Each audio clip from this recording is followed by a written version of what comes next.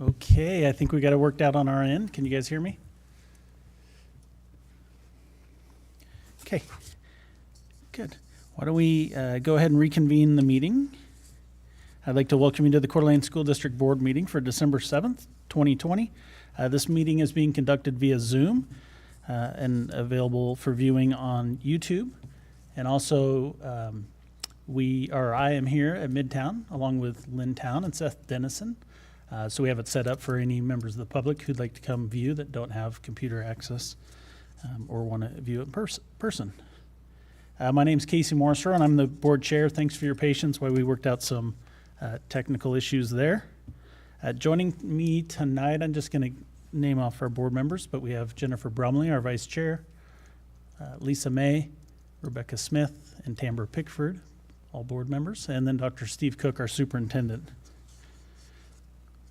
No public comment will be accepted during tonight's meeting. Instead, we allowed for public comment to be submitted in writing, and I believe we had 3 submissions, so hopefully you had a moment to review those prior to tonight. Comments may be submitted in writing to the board through the clerk or through the trustees at coeurdalenschools.org email account. Okay. Is there a motion to approve tonight's agenda? So moved. Second. Okay, thank you. It's been moved and seconded. All in favor? Aye. Aye. Aye. Okay. Any opposed? All right. Agenda is approved. Dr. Cook, I'll turn it over to you for board recognitions. Thank you, Chair Morrisrow. We've got a couple of exciting recognitions that we'd like to share with you. And so I'm going to ask Jeff Fuller to jump on right now and kind of walk us through the first 2. Yes, good evening, Chair Morrisrow, members of the board, Superintendent Cook. It's my privilege tonight to actually have 3 different groups that we're going to recognize tonight, and all of them with really kind of an overarching theme of community partners that have stepped up to help us with childcare through the pandemic. The first one tonight that we're going to recognize is the Salvation Army Kroc Center. And they have right away, when we went into the pandemic in March and closed schools, they were one of the first agencies to reach out and say, how can we help? What can we do? And I think we were all scrambling to figure out, what is this going to look like and what does this mean for us? And the first thing that we were able to do in partnership with the Kroc Center was use them as one of the distribution sites for grab and go meals. So a bus would go to the Kroc Center, and members of the community and school district would be able to come grab meals off the bus that we were able to use at the Kroc Center. Second thing that they did was work throughout the summer to have a childcare program and figure out ways that they could adapt to run their normal summer programs and give kids a place to go. And thirdly, as we got into the fall sports, they stepped up to help with the aquatics program. And that was quite a challenge to figure out how to do swim meets in the pandemic, and they were extremely helpful to work with us through that. Not only our district, but I think really members of the community for figuring out how to help support and make those swim meets happen and give kids a safe place to practice and swim and be able to work through that. And then finally, as we were getting close to opening up school, they stepped up and said, how can we help support your teachers? And they set up a child care program for staff of our children, of teachers' children, and work through that. What they started to do was on Monday through Friday, in the beginning of school, teachers could drop off their kids and have a safe place for their kids to go. We're able to facilitate some online learning as well through their networks, so that kids were able to work through that. And so we just want to take a minute to really thank the Kroc Center for their partnership. And I believe we have Gary Kessy from the Kroc Center on with us tonight, as well as Colin Lynch, the program manager, Caleb Lynch, the youth outreach coordinator, Jake Marks, who's the Kroc attendant for school care facilitator, and Kip Charbonneau, the center director. So I think Gary is on with us tonight. And Gary, if you maybe want to unmute yourself, I just want to say thank you for your partnership, and maybe you can just give us a quick update on what the Kroc Center is doing currently and how the current child care program is going for you guys. Yeah, well, first off, it's been a blessing to be able to partner with the school district and provide opportunities to our youth in this turbulent time. And we look forward to continuing to build upon this relationship in the future. Currently, our program is running for the child care on Wednesdays from 6:30 in the morning till 4:30 at night, and currently serving 19 students. However, we've tried really hard to ebb and flow with the needs of the district. So early on, it was a week-long thing, and then it's begun to transition as the school district's needs have transitioned as well. So we've focused on providing space and resources for the kids, interactive breaks using our Crocs facilities, all while trying to mitigate risk through social distancing, masks, and the use of cohorts. So Gary, again, we thank you. Thanks for your team, and we'll look forward to continued partnerships with you guys. So the certificate that we put up there, we will have individual certificates for all the members of your team that we highlighted tonight, and we will get those over to you probably tomorrow. So you guys all have a copy of this certificate and of recognition. So thank you. Okay, the next group that we're going to recognize tonight is the Boys and Girls Club of Kootenai County. Again, they've stepped up as a partner to figure out how to work through the pandemic and provide childcare for kids in their program. And as we got into the summertime, they were able to figure out how to adapt and run their summer program so that kids had a safe place to go and were able to function in light of the pandemic with their program. And then again, as we got into school, they were able to adapt and work with running a child care center that kids had a place to go. So when we first started school and we were in the blended model, that those kids had a safe place to go. And then also, again, continue to adapt for the Wednesday program that they continue to currently run. So we'd like to thank Mark Kuhnhausen, the executive director for the Boys and Girls Club, Ryan Yadinik, the Coeur d'Alene branch director, Randy Oakes, the board president for the Boys and Girls Club of Kootenai County. And I believe we have Mark that's pulled into our meeting today as well. Mark, if you can maybe give us an update on how things are going for you guys, and thanks to you and your team. Sure. Yeah, thanks for recognizing the Boys and Girls Club, and in particular, Ryan Yudnick and his team that, are just rolling with the punches and adapting. We have a motto here at the Boys and Girls Club that when school's out, clubs are in. And, it's definitely been challenging, but we're all in it together. We're probably serving here between 80 and 100 kids a day, with the middle schools now going to the modified schedule. Today, we opened up our facility and are doing some academic programming here for the kids. We're open from 8 to 6 for them, and then the regular schedule. So we'll continue to adjust and serve kids and families. We know that we need to keep our schools open. We know that we need parents to be able to go to work, and we're just a proud partner of the school district. So thanks for the recognition. Yeah, thank you, Mark, and thanks to all of your team that works behind the scenes for that. And again, we will have certificates brought over of recognition for you guys here shortly. Thank you. And then the final group that we want to recognize tonight are our School Plus staff. This is a really remarkable group of gals that have stepped up in a lot of different ways and worked through the needs of our district. They've been able to flex, they've been able to adapt. And really, they were the first ones that when we got into this pandemic, we said, okay, how is this going to work? And they were kind of the first boots on the ground to start working with the kids in our district and set that up. So within 1 week after we closed schools, we had our first School Plus sites opened up, and we continued to expand into a couple more sites. Over the summer, we offered the program at 3 different sites. And these gals were phenomenal at working through how we clean facilities, how we work in cohort groups. Some of it was a little bit of trial and error, but they were just able to work on the fly and flex and, really be true partners with the district and everything they do. And so on your screen, you see a list of some really amazing gals that have worked remarkably hard for the district. So the coordinators at each of the school sites we'd like to recognize tonight. At Atlas, Pam Bryant. At Bora, Nancy Woodry. At Bryan, Caitlin Hannum. At Dalton, Deanna Eberall. At Fernan, Corbin Nebel. At Nexa, Katie Fortune. At Hayden Meadows, Brandy Plazas. At Ramsey, Carrie Garr. And also Rhonda Nebel. At Skyway, Kim Yoakum and Lynn Wild. At Sorensen, Jana Hinman. Winton, Tiffany Huggins. And our director of the program, Jamie Lenz, office manager, Sarah Law, and trainer, Judith Sisk. So thank you to these gals for all that you've done to care for our kids and continue to do so. And we look forward to continuing to work with you.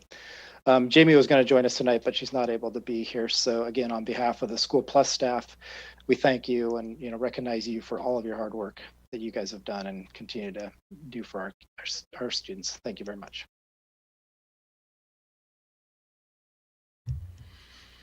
And actually, I think, Seth, if you could switch to, is it Seth or Scott, one of you, I think there's one more photo to share.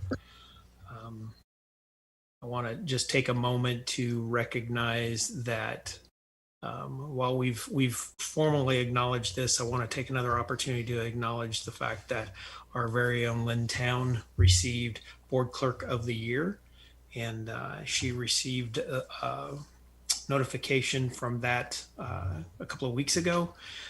We also gave her a district award that she received. There you go. You can see that in the picture. That's the district award that's going to hang on her, I think, on her wall. I don't want to speak for Lynn, but in her office. But she also received, I think in just the last few days, the plaque has arrived to her house from ISBA, signifying that she is formally the 2020 Board Clerk of the Year. And so just one more little quick shout out. She had no idea we were doing this. We didn't put the bullet on the agenda because we wanted to surprise her again and just thank her for her dedication and her commitment to this district and all she does. And we adore her. And thank you once again to Lynn Town, Board Clerk of the Year for the state of Idaho. Nice work. You surprised her again. She's got a big smile on her face over here. So thank you, Jeff, for helping us recognize the School Plus program, Boys and Girls Club, and the Kroc Center. And certainly thank you to all those folks for partnering with the district and helping provide for our students in our community. And thank you, Ms. Town, for all of your guidance along the way. Okay, we will move on. We didn't have any board comments noted tonight. So we'll move on to high school student body reports. And we're going to start with Lake City High School tonight in just a moment.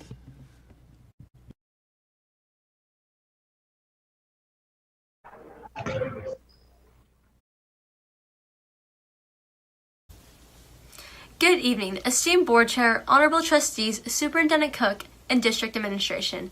My name is Jordan Lyon. I am ASB vice president at Lake City High School. Last month, our FCCLA and Sources of Strength were in our annual food drive, which was called Fill the Bus and conducted with CHS this year.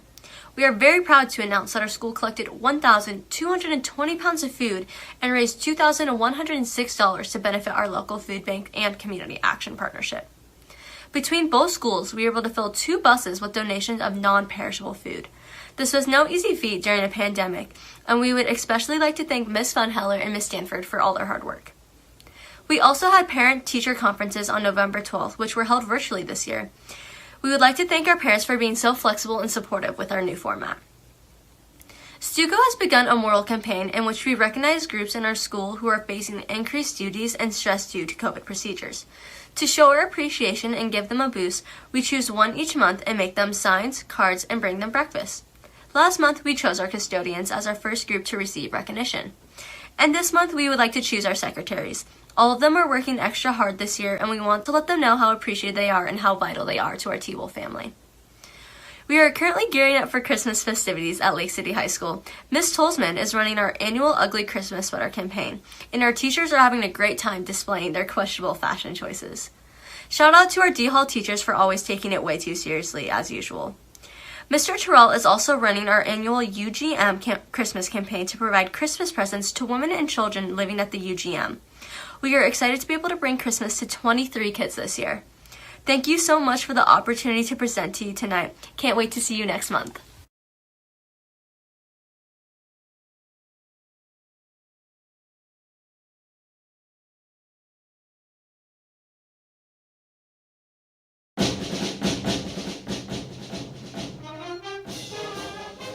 Good evening, esteemed board chair, honorable trustees, superintendent Cook, district administration, and valued community members. My name is Mackenzie Mattis, and I am the ASB vice president.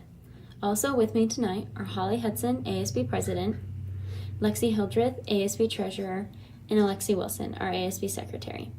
Our student council is focusing our energy into creating the most positive and united environment at CHS to help us through these times of uncertainty. We are staying as open-minded as possible as we face new challenges every day. Hi, my name is Holly Hudson, and I'm the ASB president here at Coeur d'Alene High School. Since our last meeting, we sent out gratitude grams to the school to be delivered after Thanksgiving break so that the students here would receive notes from their peers that express their gratitude towards each other. Our leadership class had a very successful turnout for their Tabs for Kids campaign, where they helped support the Ronald McDonald House Charities. And then student council went to different freshman classrooms to talk about CHS to make them more knowledgeable about the things here at CHS. That was super successful, and we were able to play some fun Kahoot games and give away some fun prizes. Our DECA this past week just held a very successful blood drive and had lots of participation and saved lots of lives. Hello, I am Lexi Hildreth, the Coeur d'Alene High School ASB treasurer, and today we'd like to congratulate our Student Rotary of the Month, our very own ASB president, Miss Holly Hudson. We'd also like to congratulate our Viking varsity football and volleyball teams for placing third in the state championships, and we'd also like to send out a congratulations to all of our Athlete of the Month. Hi, I'm Alexi Wilson. I'm the ASB secretary here at CHS.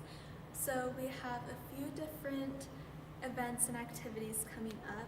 We have our Christmas Spirit Week, the 14th through the 18th. Monday and Thursday will be Hit the Slopes, where students will wear their ski gear. And Tuesday and Friday will be Ugly Christmas Sweater Day. And Wednesday, our at-home day, will be Christmas Jammies for online school. We also have our sticker campaign that went great, and we are just getting ready to sell those stickers to our students. We also have some community service projects coming up. Our freshmen and our sophomores are organizing a winter apparel drive. Our juniors are making blankets, and our seniors are organizing hygiene care packs for homeless shelters. Good evening, I'm Tara Nelson, Student Council Advisor at CHS. This is undoubtedly one of the most challenging years we've all faced, and we really thank you for all the work that you're doing. I wanted to take a moment and just share how proud I am of our student body leaders.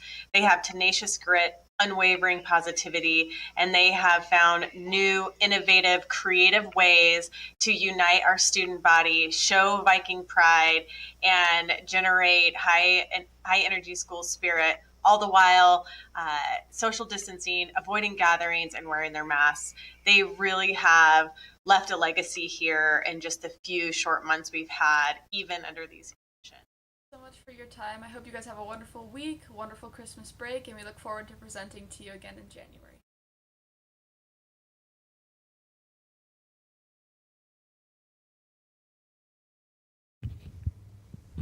Okay, thank you to Lake City High School and Coeur d'Alene High School for providing those reports. We just have those two schools tonight. So thank you, and job well done to both of you. Okay, why don't we move on to Coeur d'Alene Education Association report. And I believe we have Kim Ziegler, the CEA president, on with us tonight. So give us a moment, we'll get her up. Hi, Kim. Hi, good evening. It's good to see everyone. Good evening, Board Chair Morris Rowe, our esteemed members of the board, Superintendent Cook, Miss Town, congratulations, I haven't gotten to tell you that yet, district employees, and the public.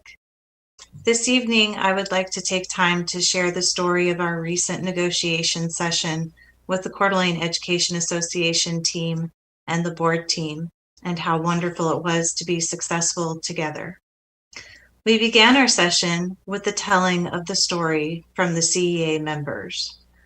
As you know, our teachers have worked harder than ever before to prepare for each school day for their kids. They have kids that are not only in person, but online or in quarantine, which has made the traditional way of teaching become a thing of the past. Each of these students deserves a quality and equitable education, and their teachers are passionate team players when they know their students' education must be the best that they can offer. They have stepped up to the plate by learning an entirely new management system, Schoology. They have worked tirelessly to create content that is thoughtful to be delivered to our quarantine students. They have not allowed COVID-19 to get them down, even when they get quarantined. Instead, their passion for teaching has been ignited, and it has been an impressive feat that I get the privilege to watch. On the flip side, through the progression of the year, there have been some tears that develop simply from the concern that they are unable to do enough. These tears are not of failure, but tears of progress coming, creativity igniting, and tears of the knowledge that we can do school no matter what the format. I have been very impressed with not only my members, but all teachers in our district. Each of them deserves a round of applause for making the best of this pandemic situation. And it's not just the teachers that deserve that. The nurses, the janitors, the paraprofessionals are all in this with us. The bus drivers, the lunch ladies that create and serve lunch, the security officers, and all district office employees. They too are showing our students and staff what true professionalism looks like and that we can rock any school year. These stories are integral to the negotiations process. These stories are the voices of our members, the voices of our educators, and they exude the passion that all our employees pour into our schools and our students. I want to extend a huge thank you to the board team for working with us to find a compromise that shows that all staff are vital to the system of school. We appreciate you and all you have done for us this school year. It has not been easy, but we have been showing our community that we can do anything. That is all I have for you this evening. I hope each of you has happy holidays and have a great night. Thank you. Thank you, Kim. Appreciate that update and certainly appreciate your leadership as we worked through negotiations this year. Kind of a fall negotiation, so thank you. Okay, public comment, as I mentioned earlier, was just received through email tonight, and I did mention I believe we had 3 submissions that came in through the trustee account, touching on a couple of different issues, so please, if you haven't had a chance, review those. And we will move on to the consent agenda. Is there a motion to approve consent agenda items A through K? So moved. Second. Thank you. Any discussion? Just real quick before we vote on that, I just want to highlight the Excel Foundation that was in there.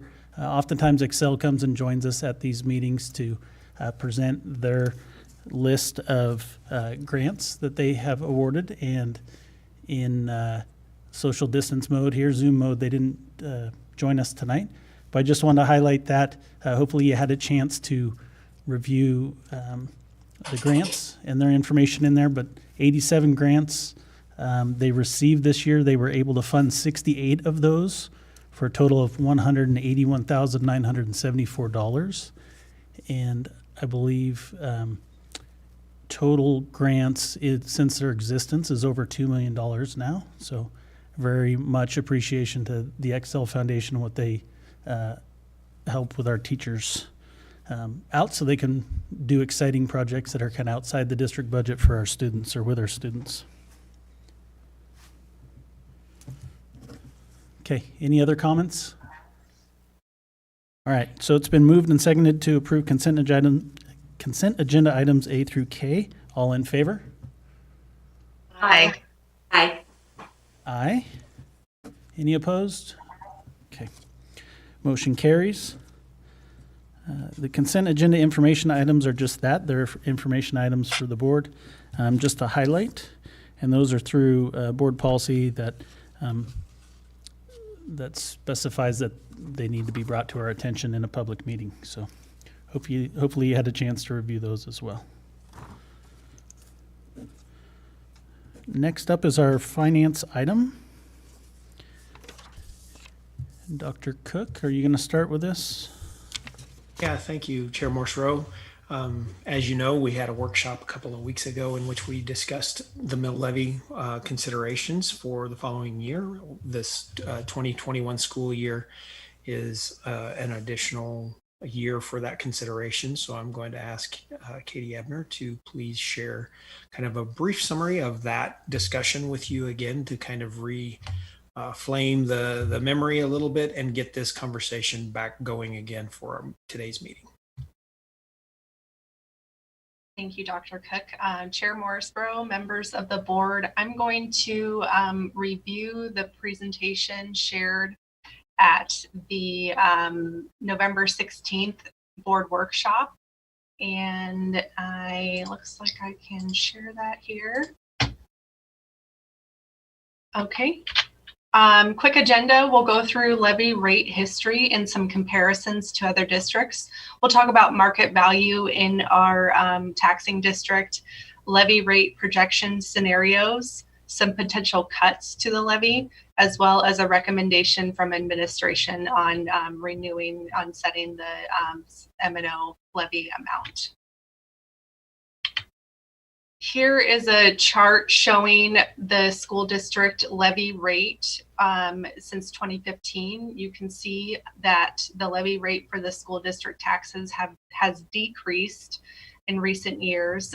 This has been work on purpose, work through the board, and working within market growth in our area in order to try and lower the tax rate as much as possible. So this is the same information broken out into types of levy. First, the largest part is the supplemental M&O, and then we have our bond levy, which you can see varies from year to year based on what our bond payments will be in that particular year, as well as a small piece for other levies, which would include our tort levy, which we use to pay for liability insurance, as well as years that we've had an emergency levy. Here we show our tax rate compared to other districts in Idaho. So I took some of the larger districts in Idaho, as well as neighboring districts. So we have Lakeland and Post Falls, our nearest neighbors. This is where we land in comparison to those districts. We are one of the lowest tax rates amongst Idaho school districts. This is the same data, but I've added enrollment for each school district. So, you know, some of these are kind of interesting to look at. For example, I always like to pick on Blaine County.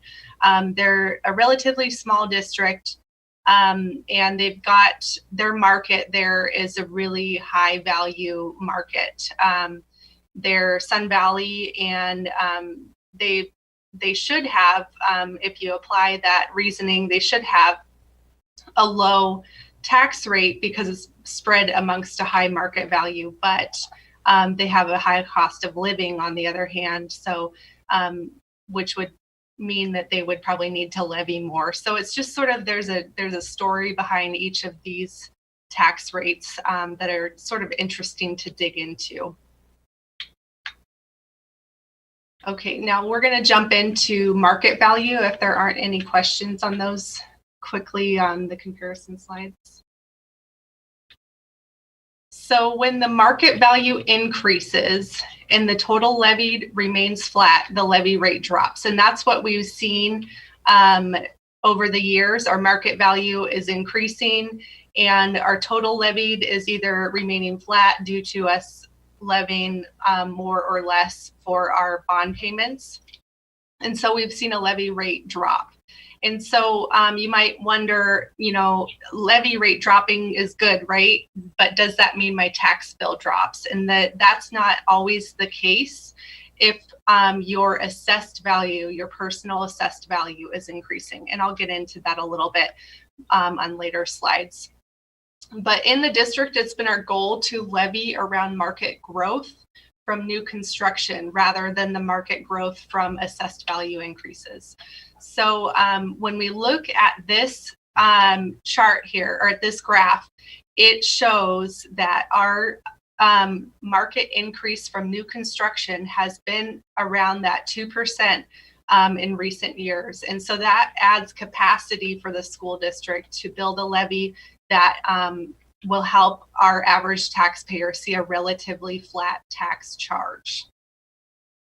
This is another graph that shows our work in trying to have a relatively flat tax charge for the average taxpayer. So when the market percentage increase is close to the percent drop in tax rate, that means that the average taxpayer should not be seeing a significant increase in their school district tax charge. Any questions on those slides? So we'll go into some projection scenarios that will hopefully provide some information for any taxpayers wanting to see how this, how any changes would affect their tax bills. I'm getting some feedback here. Okay. So here are three scenarios for our levies. Scenario A would be a renewal of the $20 million supplemental levy. Is what our current levy is set at. And so applying with market growth, the projection for renewing the supplemental levy, the M&O levy at $20 million would be $1.71 per taxable assessed value. And if you compare to the current tax rate, that would be a decrease. So the second scenario is an $18 million supplemental levy total. So that would be a $2 million decrease, $2 million cut to our supplemental levy, which would result in the $1.57. And the third, we just to run the numbers, we put in an increase of 1.5 million, which would show a projected rate of $1.81 for taxable assessed value. So this slide is going to show how it would calculate out for a tax bill. And kind of the quick disclaimer when we're going through this is just school district taxes on your tax bill from Kootenai County. You'll see a number of taxing agencies, for example, highway district, the city, the county. So this is just the school district portion on the tax bill. So take a house that is assessed at the $300,000 line item. So you'll want to keep in mind that just because it says, just because you could sell your house for one number does not mean that the county has it valued at that amount. So you'll want to know what your assessed value is. For example, if you look at a house on Zillow right now, chances are the listing price is going to be significantly higher than what the assessed value is right now, because the county hasn't quite caught up to what the inflation in housing prices here. So if you take a house that's assessed at $300,000 and it's a primary residence, that would give it a taxable value of $200,000 after the homeowner's exemption is applied. So the current annual school district tax cost for that is $358.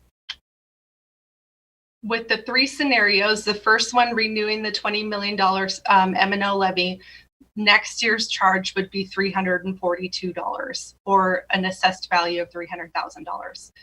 A $2 million cut to the levy would be $314, and an increase to the levy of 1.5 million would be $362 for the full year. These are full year costs. So the key here is if your assessed value stayed the same. So we want to run these projections with an increase to assessed value because we know that houses around here are not staying at the same assessed value each year. So let's take, for example, a house that is assessed at $400,000 currently. The current taxable value is $300,000. So if the levy, supplemental levy, is renewed at $20 million, that house would see an increase on their tax bill of $26 for the full year if their assessed value increased at the market average. So this is taking into consideration that assessed values are increasing, and it still shows a relatively flat tax charge at $26 for the full year. So if we decrease the supplemental M&O levy by $2 million, the same taxpayer would only see a savings of $19 for the full year. And if the levy was increased by the 1.5 million, the same taxpayer would see an annual increase for their tax bill for the school district taxes of $60. Any questions before I move on? Okay, so we went through this list of potential cuts in the meeting on the 16th, and basically we as school district administration compiled this list in order to show how we would cut $2 million if that was the board's choice in setting the supplemental levy total. Now, these costs are important to our operations, and some of these are employee groups, and I mostly do not want the takeaway to be that these positions are not valued. They are highly valued in our budget. However, when we have to look at making cuts, we looked at it as a last in, first out type of approach to the budget. So highly valued positions, but we did need to come up with a list. So that is there, if you were wondering how we reached the $18 million scenario. And then moving right into the district administration recommendation. The recommendation is to renew the M&O levy total on the ballot for $20 million per year for the 2021-2022 school year and the 2022-2023 school years.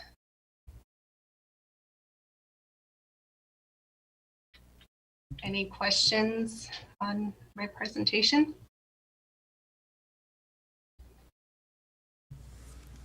Okay, thank you, Katie. And board members, hopefully that looked familiar. As Katie mentioned and Dr. Cook mentioned earlier, we spent a fair amount of time going through those numbers and different scenarios and talking different options a couple of weeks ago here down at Midtown, I think, or were we online then? In a Zoom meeting. So hopefully that all sounds familiar for you. If you have questions, let's ask those now of Katie. If you have had a chance to run through the agenda, this is an item up for action here in just a few minutes. And our hope would be that we can set what the dollar amount's going to be that we would ask the community to support. And then at our January meeting, it would come back with the ballot language. Is there something else? And the resolution that would formalize that decision. So any questions about Katie's presentation? Okay, so hearing none, and if something pops in your mind, we'll have a chance to catch up on it here in a second. But let's talk, item 11 is some assessment and student achievement information. Thank you, Chair Morse-Rowe. As you guys know, we decided that we were going to start to bring kind of this monthly cycle back to either student assessment data or student achievement data and create almost this monthly kind of report out, in this, very much in a similar fashion as to the way we are presenting our financial information monthly. We've built a monthly calendar, an annual calendar, and tonight's our very first shot at building that into our purposes. And so I'm very proud to present to you Dr. Mike Nelson, who's going to take us through our very first new presentation of assessment and accountability updates that we will be doing now monthly. Thank you, Dr. Cook, and good evening, everybody. Board Chair Morris Rowe, as well as the rest of our trustees and community who's joined us this evening. It is my honor to be able to share with you a little bit about how our students are performing with a view of our fall standardized assessments. It is important to remind ourselves that our entire assessment program is built upon balance. There are three key elements to our work. Number one, assessment drives curricular choices. Curriculum drives instructional choices, and ultimately we verify that via assessment. As we go through the presentation, I will kind of give you some guidance. It is going to be a little bit different presentation because normally we could look at spring to fall data. But as you know, the assessment world was also turned upside down in the spring of this last year.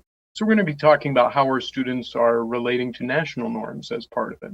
We'll also look at how they're growing toward meeting standards. We do measure our students' performance not only now, but over the course of an academic year, hoping that we get closer and closer to meeting every standard applicable to them by the end of that grade level year. And I'll also be touching on the Student Assessment Bill of Rights, which we present to students before every assessment that they begin, and really emphasizes two things. Three things. Number one, the student should know what they're being assessed for, how they're going to be assessed, and what targets they're being measured upon. And number two, we need to clearly communicate to them as to what quality looks like. And number three, we also need to make sure that the results are being provided effectively to students, to teachers, and to our family and the community. So it's my pleasure to kind of dive into this a little bit more with the first assessment that we'll be talking about, which is civics. In order to graduate from an Idaho public school, a student must pass the civics assessment. This is an assessment that we have designed based off of the 100 questions on the citizenship and naturalization exam that would be taken by any immigrant into our country. Our team met several years ago, looked at those questions on the exam, and then wrote an exam applicable. And students can actually start taking the assessment in grade 7, and they can repeat up to those 4 windows until they have a passing score. Once they have a passing score, they don't have to take it any further. But we do want to emphasize that this covers civics from a variety of pieces: American government, the rights and responsibilities that we have as citizens, local, state officials, symbols, holidays. There's a variety of different questions then in there. How did our students do in our very first assessment window? Well, you can see the distribution now up on the screen. Majority of our students passed. We had 23 students who did not pass on this particular assessment window. They've already received communication and have an opportunity to take the assessment again in the future. Our next assessment window opens up in January. Next assessment we'll talk about is one that has been around for a long time, but did change to a computerized assessment over the last 4 years, and that is the Idaho Reading Indicator. The IRI is taken by students in grades K through 3, but we actually add grades 4 and 5 in our district because, again, our goal is that all students are literate by the time that they move on to high school and or into middle school and into high school. We also offer optional monthly progress monitoring checks. Those are highly popular in our elementary schools, and many of our teachers use them to look at how students are progressing toward norms and how they're, again, identifying progress. When we look at norms, there are usually 3 different tiers that are being evaluated. Tier 1 typically is referred to as on grade level. These are students whose skills are right about where they should be. Tier 2 is typically referred to as approaching grade level or near grade level. These are students who are not quite at grade level and need some support. Then tier 3, which would be identified in the red on this particular slide, would be students needing severe intervention, needing some definite supports to make sure that they are doing well. What I'm presenting to you now on the screen is non-cohort data, meaning these are not the same students year to year. I'm simply showing a comparison of one school year to the other school year. You will notice that there is a little bit of a drop in tier 1 students, between 63% in the previous school year to 58% currently on grade level. That extra 5% that we're seeing actually did drop or increase about 2% in those students needing a little extra intervention and 3% in students needing great intervention. However, I'd like to give you a little bit of background behind the scenes of this slide because the interventions occurred as early as September for many of our students. We already are seeing a high rate of improvement, especially in those students in tiers 2 and tier 3. We do know that many of the interventions are working. We've provided a lot of retail back to it. And it's also important to notice that anytime a student is in tier 3 in the red, they do qualify for an intervention license, meaning that they can also have additional supports at home or during the school day that are provided directly from iStation. Moving on to iReady. iReady is our progress monitoring software for grades K through 8. Again, we have 3 progress monitoring windows over the course of a year.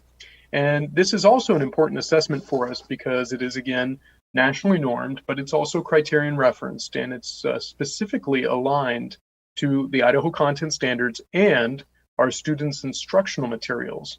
All of our students have ready math materials from grades K through 8. So this really triangulates well, similar to what we saw in that wheel at the very beginning. Curriculum informs instruction, instruction informs assessment along the way. The current distribution looks like this. Again, please know this is non-cohort data, so we are not comparing student to student, simply the population from last fall to this fall. Currently, we have 3% fewer students currently at tier 1, 1% fewer students meeting tier 2, and we do have 5% more students who qualify for strategic intervention in tier 3. But again, if we can look behind that a little bit more, every student in our district, no matter which tier they are in, is provided an instructional license. And for the purpose of this meeting, just to give you a heads up, just within the last week, we had over 2,100 hours of personalized lessons taken by our students. And of those lessons, 87% of the lessons were passed. So the interventions are working. We are seeing those growth checks moving up along the way. And those are great resources also to be able to use, such as during the upcoming holiday break.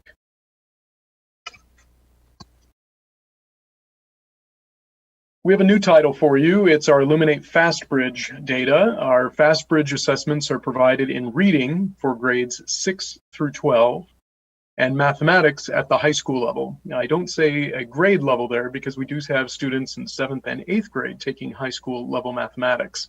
But we do have some data to be able to share with you. I'm going to give you a little bit more detail along the way. Similar to iReady, iStation, and the civics assessment, we have windows throughout the year. We've identified 3 windows. September window, in this one it moved into October to get the highest participation we could. Then we have a January window and a May window. We'll have 3 regular check-ins for those grade levels. We also do have optional progress monitoring, so if a student does have a score that questions us or puts us in a tier that we're not totally sure about, we can add an additional assessment just to make sure that it's really identifying what it's like. And again, these are nationally normed assessments. The very nice piece of this is that it is, again, fully aligned to our Idaho content standards or the Idaho core standards. In reading, you see the 4 domains of reading listed there, and all of the domains of mathematics, even into elementary, are assessed within this assessment. And of those, the results will come back to families in 4 different tiers. We have a blue tier, which is referred to as the collegiate pathway. Then we have a similar risk category than we have seen in other assessments. Green identifying on grade level or low risk, yellow and red identifying some levels of risk at that point. Our first results are on the screen for you. Again, these are not comparing year to year, and you'll see many more students with a reading assessment result because, again, we're assessing in grades 6 through 12 versus just high school mathematics. Overall, 42% of our students are at the collegiate pathway in reading, 47% in mathematics. Looking at the other end of the spectrum, we have 7% of students who are identified as needing some strategic intervention in reading versus 4% in math. One of the things that was important for us is to get the best participation that we could. I will tell you that e-school participation was tough on this. Many of our staff, and including of our e-school, of course, assessed remotely, and it was a tough try to motivate our students to complete their assessments remotely. It would be much nicer. We saw much more success when students were in the building, but that's something that we're going to work with through our data conversations shortly. Finally, I have some good news to share regarding our cohort graduation rates. Our graduation rates are calculated in a cohort model, meaning we're looking at the number of students who enroll with us within the 9th grade, and then tracking those students over a 4-year period. If a student does not achieve a diploma or if a student is untrackable, they count against us basically along the way. This started in 2015. We do calculate both 4- and 5-year cohort graduation rates, and I'll just share with you the 4-year cohort graduation rate with you. I do have also a couple of asterisks on these tables. That is because the values were updated over the weekend. We got some new rates this morning, and we still have about 7 students yet to have confirmation from the State Department. So this will change still a little bit more. But comparing 2 different graduation classes, the classes of 2019 and 2020, you will notice that our graduation rate has increased from 91% for the class of 2019 to 91.1% for the class of 2020. Overall, we are also seeing an increase in cohort graduation rate by demographic or population, including a 100% graduation rate from our students of Native American or Alaska Native descent, an increase in Asian, white, Hispanic, multiracial, as well as both our economically disadvantaged, and a 25% increase in students receiving special education. That was an area of focus this last year. When we also break that down by building, we're pleased to share with you that most of our buildings will show an increase over the course of this year. Coeur d'Alene High School will go up 1.2%, it appears. Lake City High School will drop about 2%, and Venture High School will go up about 5.5% over the previous year. Again, these numbers are not yet firm. We still have a few more students that are outstanding, but it is good news to share, and we'll make sure we have the final numbers when those are released from the State Department of Education. Data is great to be able to look at, but it's more important to do something with it. What are we doing now? Well, first of all, as I mentioned, we are meeting with all of our building principals and their leadership teams to talk about what the data means. It's important that they understand what the values are and what they can be used for intervention grouping, for small group instruction, to be able to meet the needs of all students. We've also provided reports to all parents and guardians throughout the district. An iReady report, an iStation report, and a FastBridge report. The FastBridge reports actually just came from the print shop last Friday, and we sent email communication to parents and guardians today that tells them that the reports are on their way, and that and the email also includes some information about how to interpret the data that's on the report. That concludes everything that I had to share for you this evening, but I would love to be able to stand for your questions. Okay, thank you, Dr. Nelson. Why don't we open it up for any questions? Mike, I had a quick question about the number of students that took the math versus the reading assessment for the FastBridge. Was it a difference in the amount of time the test took, or what would you attribute the difference in the number of students overall that took math versus reading? Sure. I think the easiest way to be able to answer that, Trustee May, is the fact that we had fewer grade levels who were taking mathematics. Our reading assessment is taken by 7 grade levels, our grades 6 through 12 students, where math is only taken by high school level students, so those students in high school equivalent coursework. AP students are excluded because AP has their own progress monitoring, but that would be a very approachable reason as to why those differences are there. Occur. So the AP students then are using their AP test at the end of the year as their progress monitoring exam? Is that correct? AP we use a tool called Albert, and Albert is provided by our district to support those students. They receive progress monitoring questions over the course of the year. Those questions are leveled, easy, medium, and hard, and are fully aligned and adopted by the College Board. The College Board also does release AP exams for, I believe, the last 6 years, and our teachers are constantly pulling questions like that to make sure that they're matching the quality that they would be expected to see in May. okay? Great, thank you.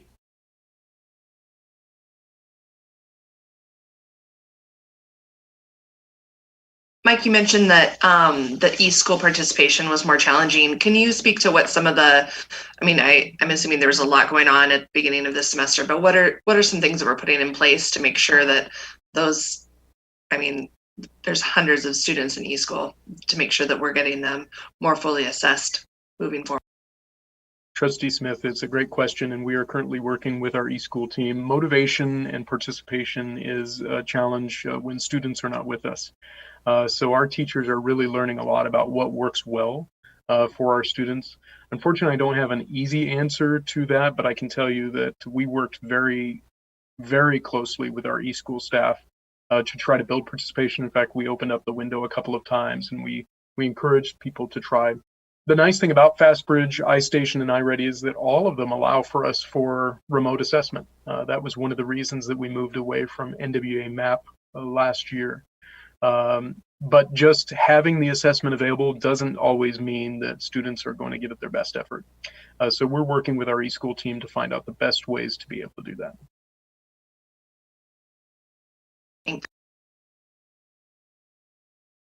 Mike, I had one more question on the math part of the FastBridge. You mentioned that these are nationally normed tests. Is it possible to get some nationally normed data attached to these to see how our students are doing across the board, or is that difficult to get?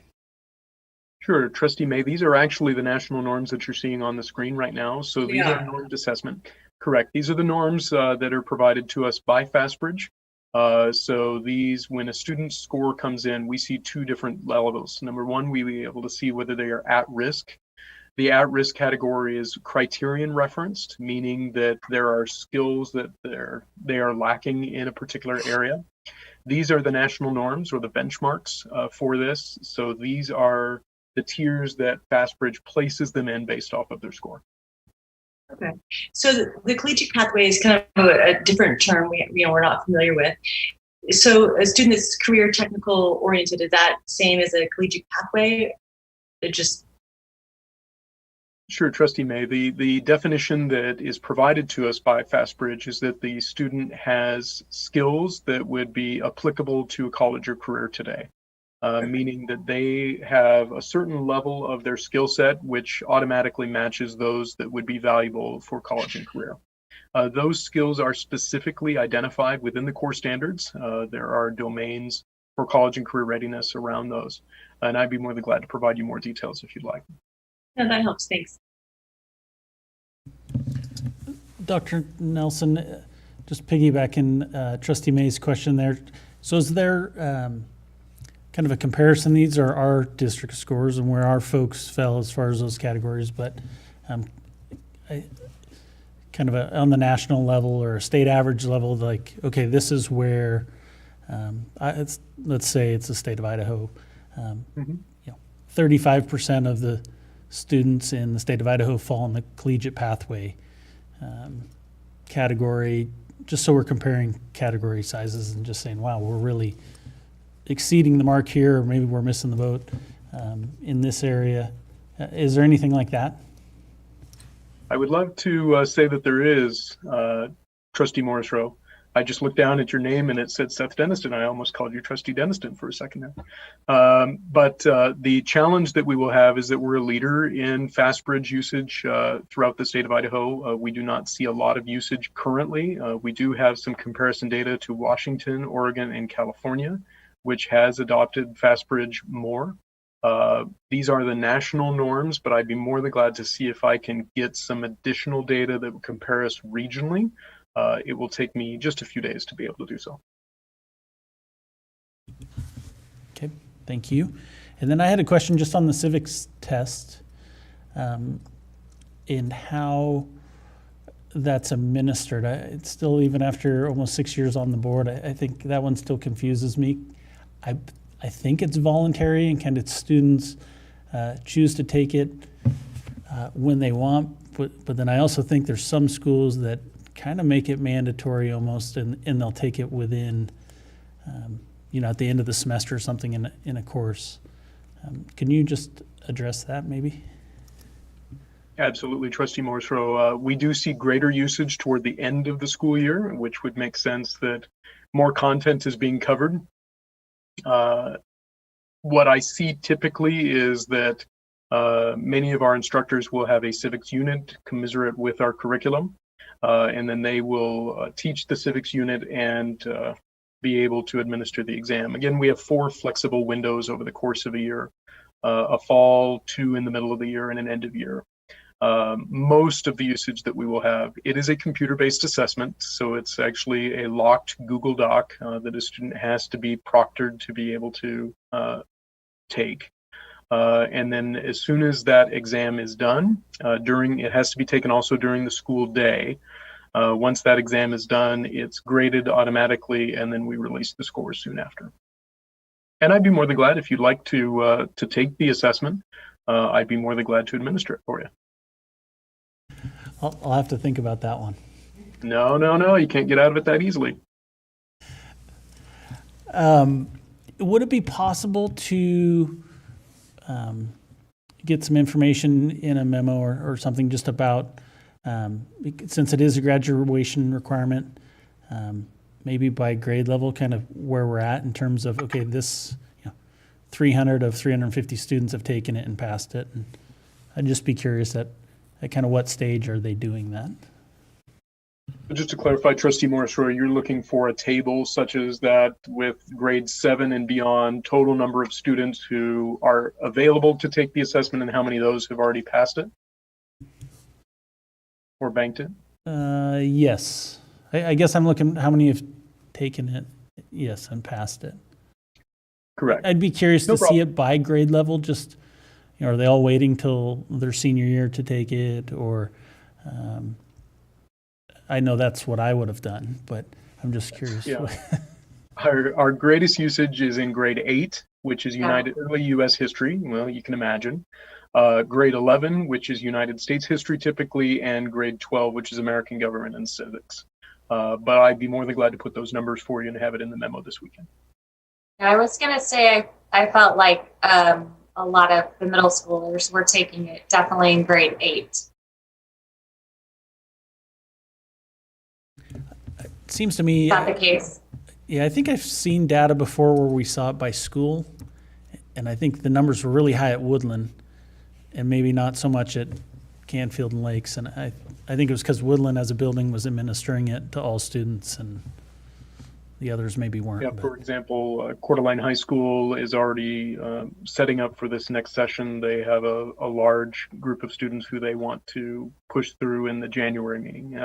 I think we do allow some flexibility as to when, and mostly we want to provide students every opportunity to be able to pass it. We don't want this to be the one thing that holds a student up. But I think most of our staff do wait more toward the end of the school year. But I'll have those data for you. Okay, thank you, Dr. Nelson. Any other questions? Yeah, Dr. Nelson, I had one more quick question. I'm just kind of still looking at the fall fast bridge results, and I was kind of up at the same time. Idaho's going rate and all of the state goals that we've heard about in the last several years. And, they're targeting greater than 60% going on career and college ready. So what do you take away from seeing our numbers just not quite at that benchmark? Is that a concern, or is that something that future we should discuss, or do you think we have time to the year to get 60% or whatever our goal? I'm trying to think back to what we approved in fall for our goal for this year, but it seems like we might be falling a little bit short. Is that a concern that we should be focusing on or talking about? Trustee May, I would say there are two elements that are in play. This is fall data, so it would be a better applicable question in the spring to be able to look and see how many students are college and career ready at that particular point. The other piece that you're looking at is the go-on rate that's calculated by students who are moving on to college or university level studies within 1 year of graduation. And our district actually is higher than that 60% goal. For the class of 2018, we were right around 65%. That is in our college and career readiness report that is posted at the district website. And I'd be more than glad to share that with you along the way. I would say one of the things that we are always interested in is increasing that, and the goal that we have placed in our continuous improvement plan is 70%. Right. That's what I remembered. And I just wanted to know, because this is a new test, how accurate is this collegiate pathway number, and what does it really mean? And maybe, Chair Morrisroe was kind of asking that question, is if we could reference this maybe through some state averages too, it might give us a better idea. But, is it a number that we need to consider and think about as the months move forward? It's hard because it's new data and it's hard to know how to interpret. So. Thank you, and I think that's fair, and we will learn a lot more from this along the way, but I'll do my best to collect some initial answers for you. Yeah, and it's a difficult year, I recognize, to collect data, so how accurate is the data that we're looking at? I recognize all of that. So thank you. We were certainly pleased with how FastBridge went. The total assessment time from the previous assessment was about 45 to 50 minutes. Most of our students completed their FastBridge assessment in about 20 to 25 minutes. Okay. And the scores that we're seeing are somewhat consistent with MAP, which would mean that most of the criteria are similar along the way. But again, I don't have an Idaho cohort to be able to connect it to quite yet. But let me see what I can do to find and broaden the net a little. Thank you very much. My pleasure. Okay, thank you, Dr. Nelson. Good information there. Look forward to breaking this into monthly chunks. I think it'll be you bet. Helpful I'm for looking leading our forward conversation. to sharing PSAT and SAT initial data with you next month. Excellent. Thank you. Have a good evening. Thank you as well. Okay, board members, we are moving into action items now. And the first one up here is the maintenance and operation levy amount. And as I mentioned earlier, we are looking to, or we're hoping to set the dollar amount tonight because of the legal process and the work that needs to be done, developing ballot language and a resolution, those sorts of things that would have to come back to us at our January meeting. So why don't we open up just discussion around that levy amount? I think at the workshop a few weeks ago, we looked at really three scenarios that Ms. Ebner highlighted earlier tonight. A $2 million decrease, a renewal at the current amount, or I believe it was $1.5 million increase. Does someone want to start? I have a question for Dr. Cook, I guess, just regarding the recommendation. If you could just tell us maybe just a little bit more. Why is that your recommendation for us and for our community, and why at that mark? Yeah, I think there's a couple of reasons, and the first one would be just simply that the money that we've taken in the last 2 years and invested from the increase 2 years ago, we invested quite wholly into mental health aspects for the district, safety and security, and the retention and recruitment of quality staff. And if you recall, it was almost in that exact orders was to how we could make certain that those needs were being met and addressed. And we've made some pretty substantial improvements over the last 2 years, I think, in the mental health resources and the social emotional learning kind of initiatives that we've put into place across the district. And they are just now starting to demonstrate some pretty high quality returns on that investment. And I feel quite confident that that is still a necessary set of expectations, and that anything short of that we would actually feel and see some regression in the district from those statements. And I think prior to my arrival here, we had made some commitments to updating our busing services and getting some higher quality transportation services put into place. And we're starting to catch up. And I think I forget the very first year I got here, Jeff told me we retired a bus with I don't even want to tell you the amount of miles, but it was so high. And we're starting to really kind of dial in on that.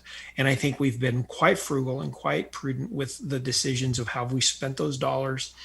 And to be quite honest, with the increase in assessment valuations and the ability to still hold steady for most taxpayers, with the total tax bill that we would be experiencing, essentially either a flat or in some cases maybe even reducing their tax bill, it seems like the most prudent use of the dollars and how to ensure that those services are continued and that we can meet the commitments of the Portrait of a Graduate and the stuff that we've put out in our strategic plan. And so for those reasons, I'm fully supportive of maintaining the $20 million ask and using that as a driving force for all the programs that we see value in. Thank you. Okay, any other questions or comments? Dr. Cook, I wonder if you could speak a little bit. We've done a lot of work this year on our strategic plan before COVID, and we've been focused, I know, right now, recently on COVID. But moving forward, I know the community's always been interested in making sure that every dollar that we spend is being spent well. So if you could talk a little bit about accountability and moving forward in the next year, ways that we can evaluate programs to ensure that we're spending every dollar as wisely as we can. And we've started that conversation, and we've had a little bit of a pause just due to COVID and everything that's been involved in that. But moving forward, I know that's been an important piece, and I know the community is excited to hear that we're ensuring that every dollar we spend is being used to the best of our ability. Thank you, Trustee May. Yes, that's quite true. We've spent some time already investing in what we would call systems performance kind of work, which is that kind of look back at and reflection back on how we are delivering upon the services that we're providing and whether or not those services are meeting our expectations. And so we're in the process right now of capturing that. And our academic team on our cabinet is leveling up, if you will, the next level of our strategic plan, which would be what are those key performance indicators? What are those indications of us meeting that expectation? And how will we know when we get there? And then I think the second part of that is what is that return on our dollar? And that's the next piece up, which is what we would call performance-based budgeting, which is the whole idea of now analyzing those initiatives through the lens of fiscally prudent decision-making and whether or not that dollar is that investment of that dollar is returning in that investment on the way it's spent. And if we say, for example, that we want to use FastBridge assessment tool as a mechanism to determine whether or not our students are on track and on path to do a go on, is that tool a good effective measure of that? And I think one of the things you've seen is that we've already opted out. If just a couple of years ago we were using MAPS assessment, and because the amount of time that was taking in our classrooms and loss of instructional time, well, we made some adjustments to use a tool that was a little less timely. And so that's the kind of decision making that we would like to make for every dollar that gets spent on making sure that our students are meeting the goals of the Portrait of the Graduate. Thank you. You did a much better job than I could have mumbled through. So thank you for explaining that.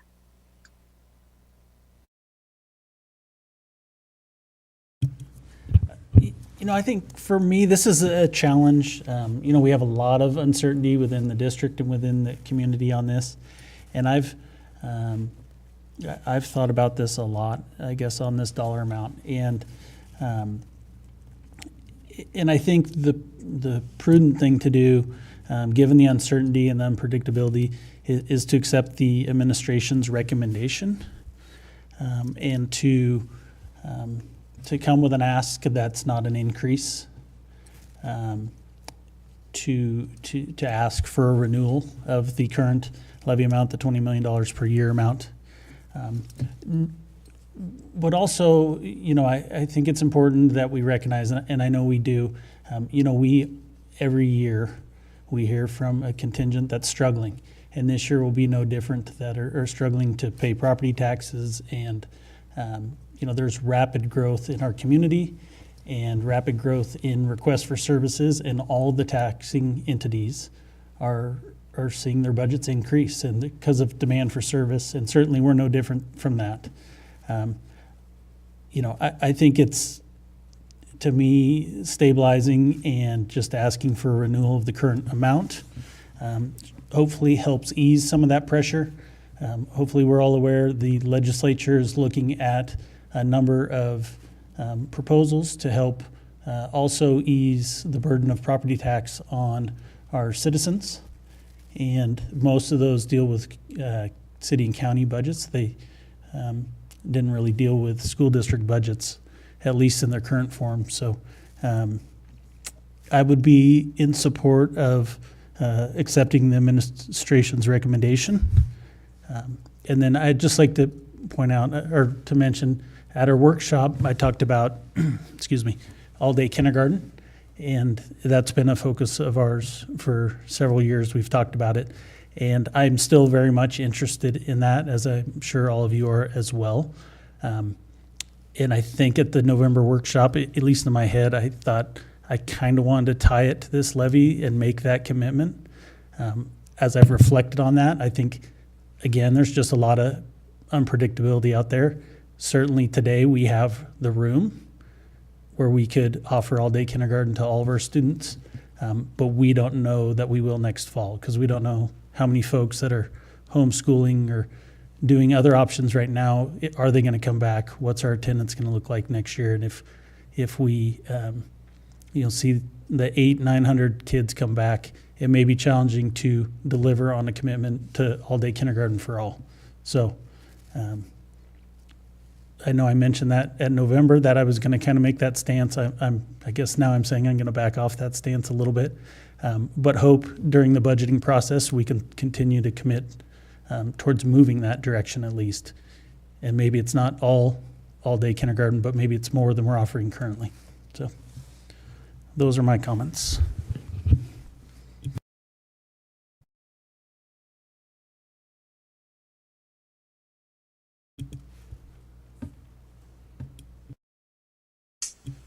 Okay, any other comments, or does someone want to make a motion? It was in the packet. We'd need to insert an amount if, I guess I'm not sure where people are at on the amount, but. Well, Casey, I'll make a motion, and I support following the administration's recommendation as well. So I bring the motion that the board seek voter approval for a maintenance and operations supplemental levy in the amount of $20 million. I'll second that. Okay, thank you. It's been moved and seconded. Any discussion on the motion? All right, all in favor? Aye. Aye. Aye. Any opposed? Okay, thank you. Motion carries. We'll see that back in the January meeting for resolution and language approval for the ballot measure.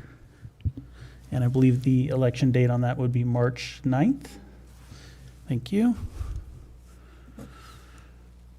Okay. Let me just get back here. All right. Next up, we need to establish our annual meeting date. And that's kind of the formal meeting, the first meeting of the year. And at that meeting, we will elect a chair and a vice chair. And I think I've talked about this before, but it's been my pleasure to serve as chair for the last 4.5 or 5 years, but I am burned out. And I know it, and I think you all know it as well. And so I just want to let you all know that while I appreciate serving in that role for the last 4 or 5 years, I'm not going to be able to next year, or not going to be interested in doing so next year. So we will need to elect a chair and a vice chair, and I would decline a invitation to participate in chair. So let's keep that in mind. Is there any questions about the annual meeting? Yep. So is there a motion to designate Monday, January 4th, 2021 as the annual meeting for the Board of Trustees? So moved. Second. Okay, it's been moved and seconded. Any questions on the motion? Okay, all in favor? Aye. Aye. Aye. Any opposed? Okay, so we have established that at that meeting, besides electing chair and vice chair, clerk and treasurer, we will also set the monthly meeting schedule for the main meeting. Okay, next up, Dr. Cook, I'll let you take this one, but there's a number of items here under some resolutions regarding the reopening plan.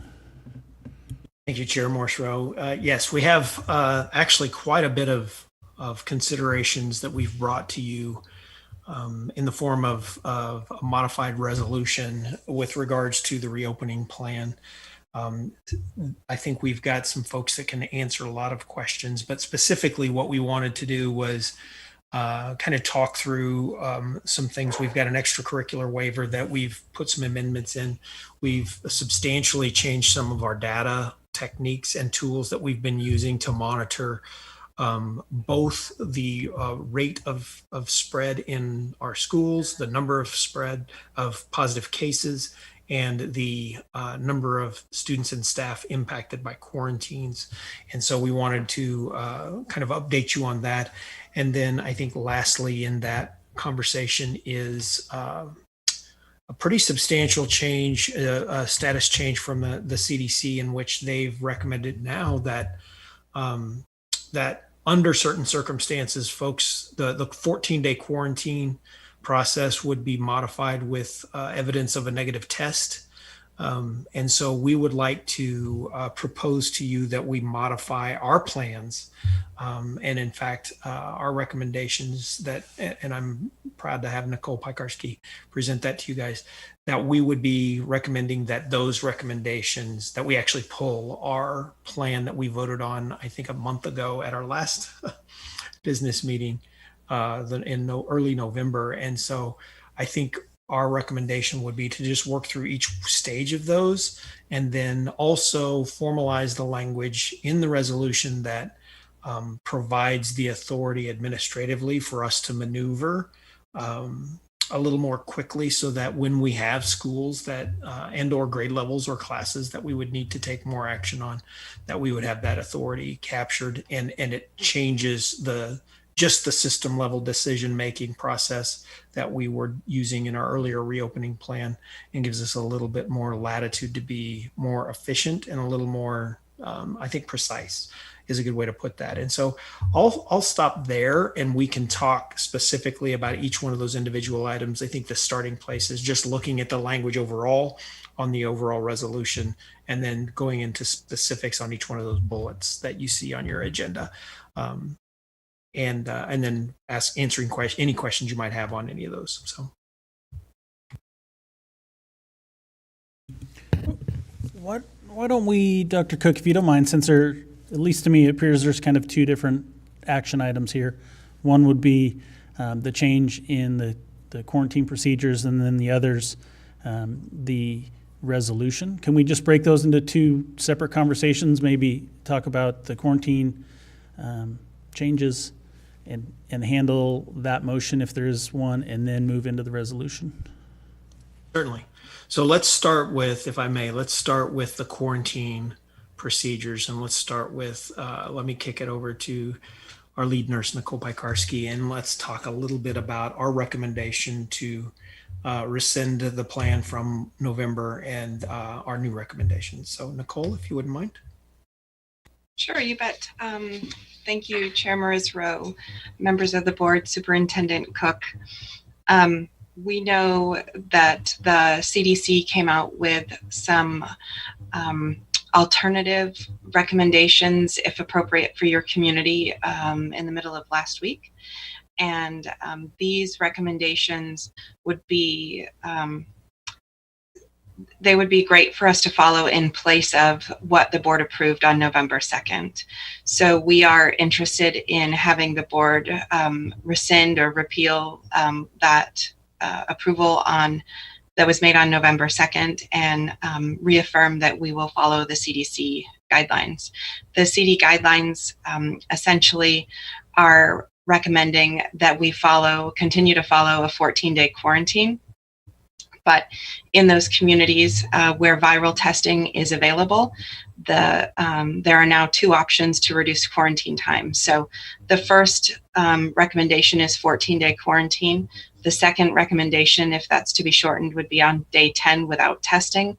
And the third recommendation could be on day 7 after receiving a negative test result. It's important to note that these would be quarantine times. So a student would return on day 11 or return on day 8. And that negative test result for the CDC is referred to here just as viral testing. We would ask the school board to consider requiring PCR testing. And we've discussed PCR testing in the past and can do that again today if you are interested.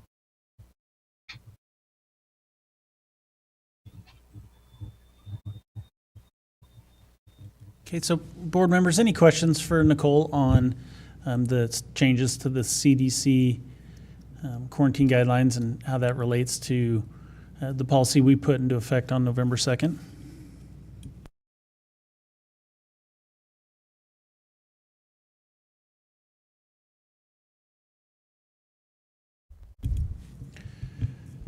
Okay, so I'm hearing none.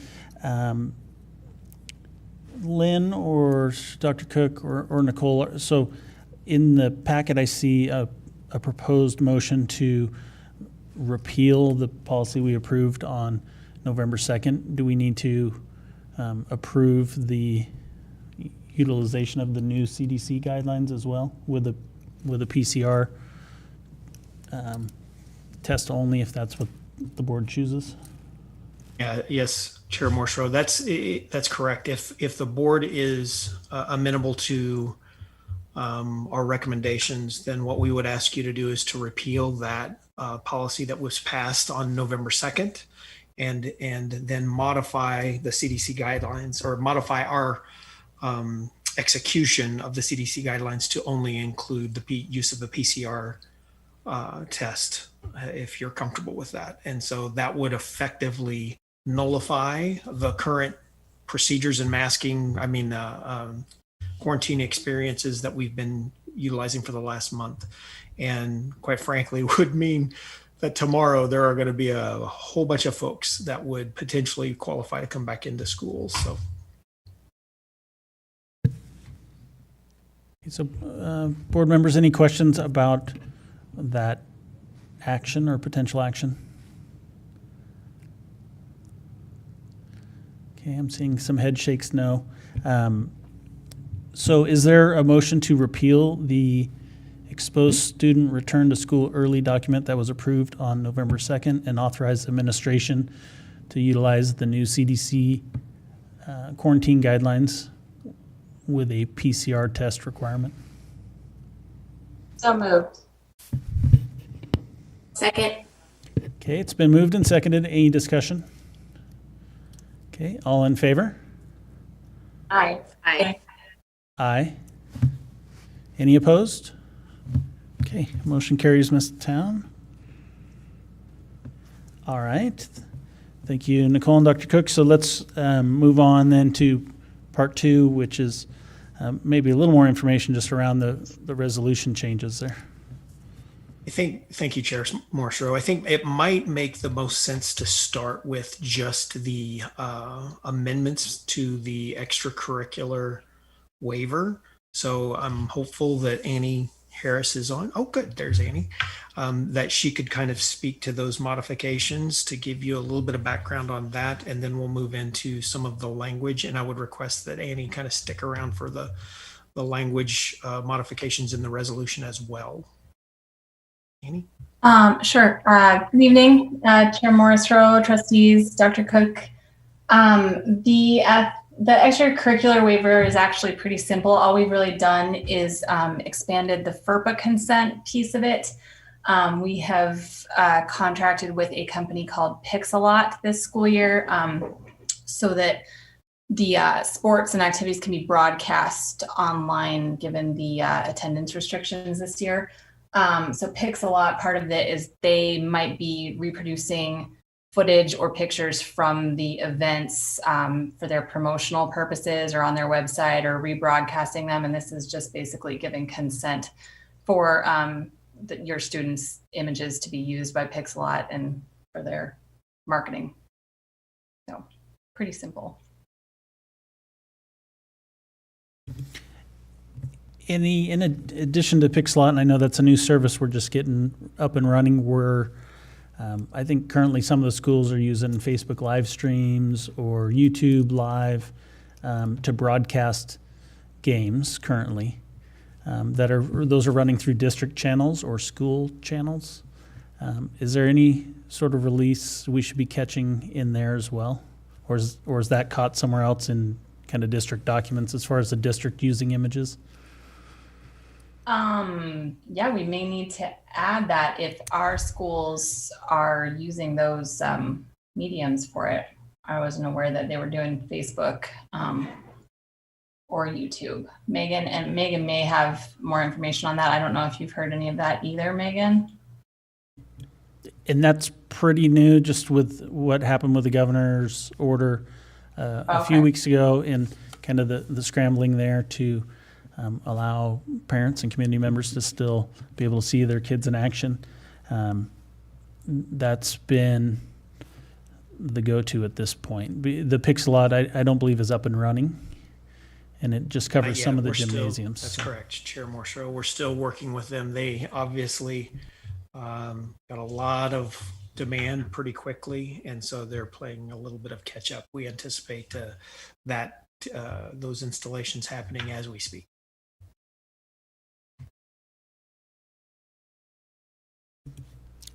Certainly nothing we need to solve tonight, I guess. Just reading that or hearing you talk about it just kind of triggered that, I guess, question in my mind. Do we need to have that covered? And it may be covered already in some of the registration documents we do, because I think it talks about the district using images. Right, and but the Facebook parents and can YouTube also opt out of some of those, and that might be a challenge if they opted out. And yeah, we'd have to look at Facebook and YouTube might have their own policies on that. I know that a big part of this Pixelot contract was making sure they could use these images for their promotional materials. And so that's why we wanted to have a specific consent for that, because there could be profiting by Pixelot off of those images. So, but we can definitely look into how it's working with Facebook Live, because I don't know if how long those are available or what they're used for. So, yeah. okay, thank you. Board members, any other questions on the amendment to the waiver, adding the Pixelot language?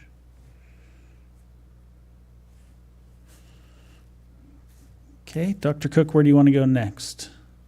Chair Morserow, I think next I'd like to talk a little bit about the kind of data that we're starting to analyze and some modifications that we've made to the administration of our reopening plan in the regards of what we're using as tools.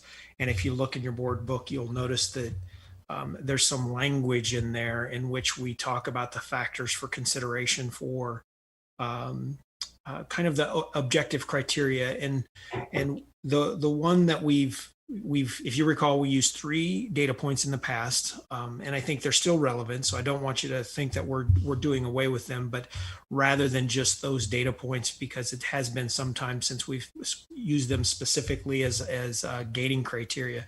The incidence rate per 100,000 in the community, or in the school community, if you will, the percent positivity in for the number of or the percentage of tests that are coming back with a positive COVID result. And then the third one is the rate of hospitalizations and the percentage of fullness for the hospitalizations.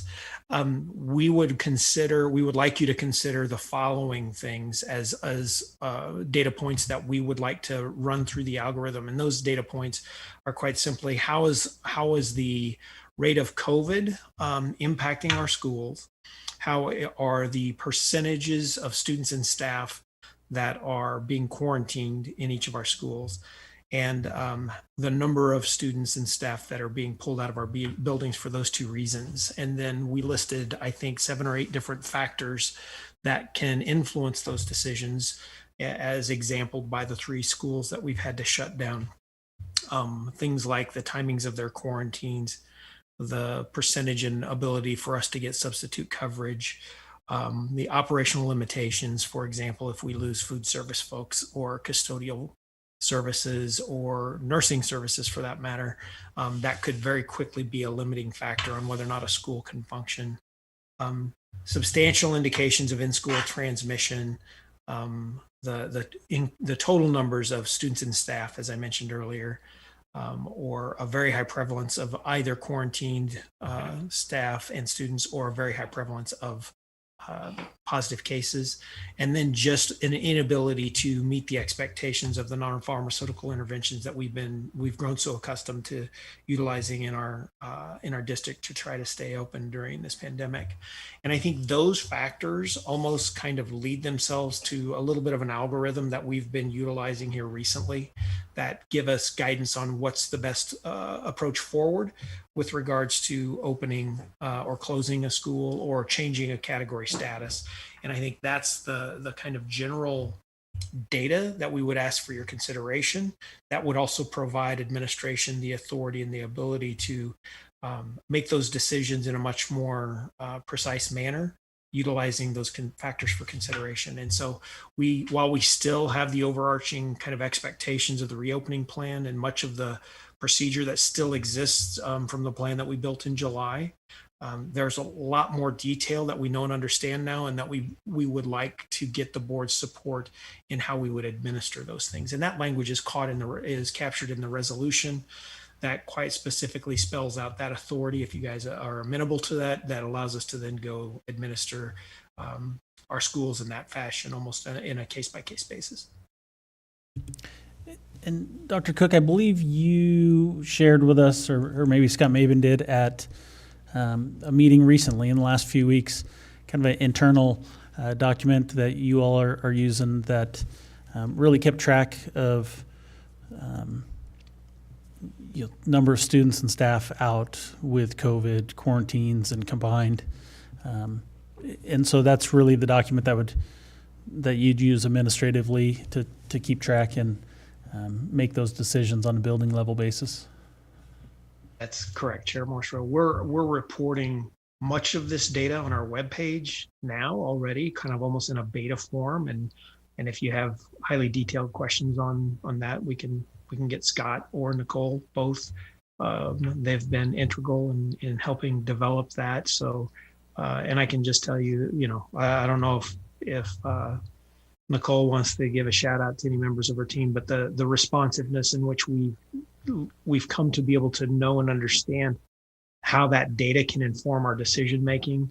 We've got some stuff we're putting on the website that I think is going to keep our community and our public informed pretty readily. And then we're also using some internal documents to help us guide those decisions, almost kind of the lens of, if you use a snow day, for example, years ago when we used to have snow days, remember those? It wasn't just every time you get 6 inches of snow, you cancel school. There's a lot of factors that can influence that. And so we've had lots of conversations along those. And we've kind of cobbled together a pretty cool tool that is helping us inform those answers and those questions. So Nicole, is there anything you'd like to add to that? No, I don't think so. I appreciate your recognition for the nursing staff that have worked on this. And I think this is a great document to assist the district in making decisions.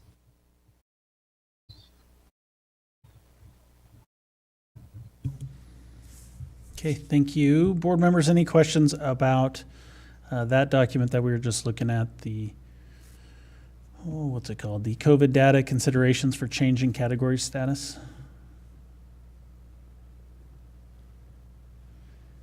Okay, so let's talk about the resolution. I think that the resolution is, or the main document's a big document, right? 16 pages, I think, of a lot of information in there. For me, kind of the summary sheet that had the motions on it was a good recap of what the changes are and what we're being asked to approve as far as overall kind of overarching changes. So I don't know if we want to go through the plan itself, or if we want to look at that summary sheet and there's 5 bullets on there and kind of just walk through those 5 areas. I'm not sure what's easiest.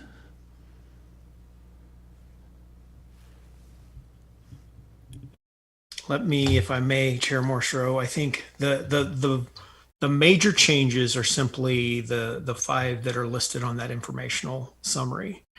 Number 1, this resolution would give administration the ability to have some flexibility in the category decisions. Wouldn't need to be a level decision. So for example, we wouldn't have to move all the middle schools into one status because of something going on in one of the schools, but it doesn't preclude that either. Secondly, kind of repealing the category resolution that we don't necessarily have to maintain those, because we want to be consistent across the district when those applications are possible. And currently right now, we aren't necessarily living by, when we're in red, when the county's in red and we're functioning in orange, that creates confusion for our parents. Thirdly, we would be requesting authority from the board to make those category decisions while still maintaining that ratification impact by the board. From that list of those factors that I listed, those 8 factors I listed earlier. Fourth, giving kind of an alignment to the reopening plan so that we're administering it in a more consistent fashion. And then last but not least, restating the fact that the board always has the authority to make all of these decisions and can veto any decision that the board warrants that administration has done in some fashion that isn't consistent with the board's set of expectations or guidelines. And I would defer to both Annie or Megan if there's anything they feel like that I could be more clear on, that please do that for me.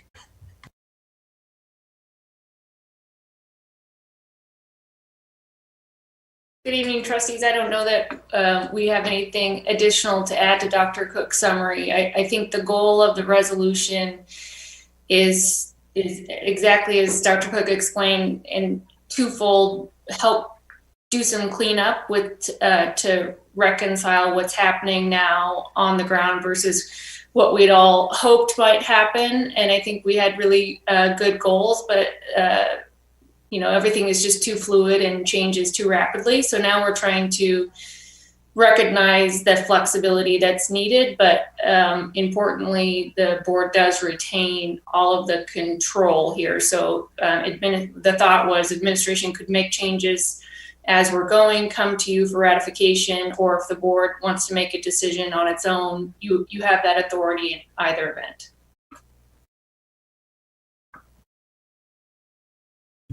Okay, thank you, Ms. O'Dowd. Any questions, board members, on the modification presented in Resolution 20-21-006?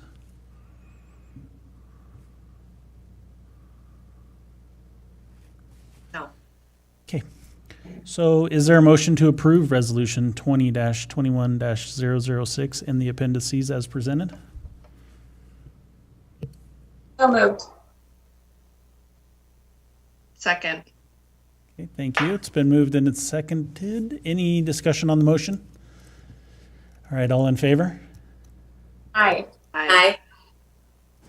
An aye. Any opposed? Okay, motion carries, Ms. Town. All right, thank you, Annie and Megan and Nicole.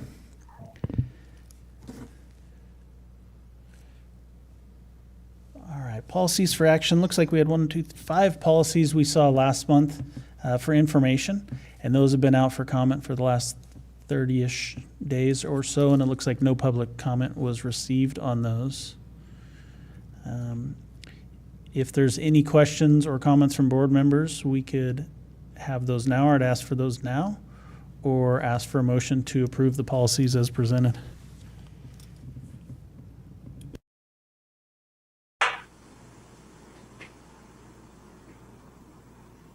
I'll move to approve the policies as presented.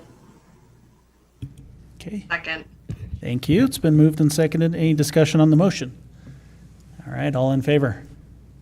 Aye. Aye. An aye. Any opposed? Okay, motion carries, Ms. Town. All right, we are through our action items and into our superintendent information items. Dr. Cook, I believe you have an update for us on the social and emotional learning, or an overview of that, and so I'll turn it over to you.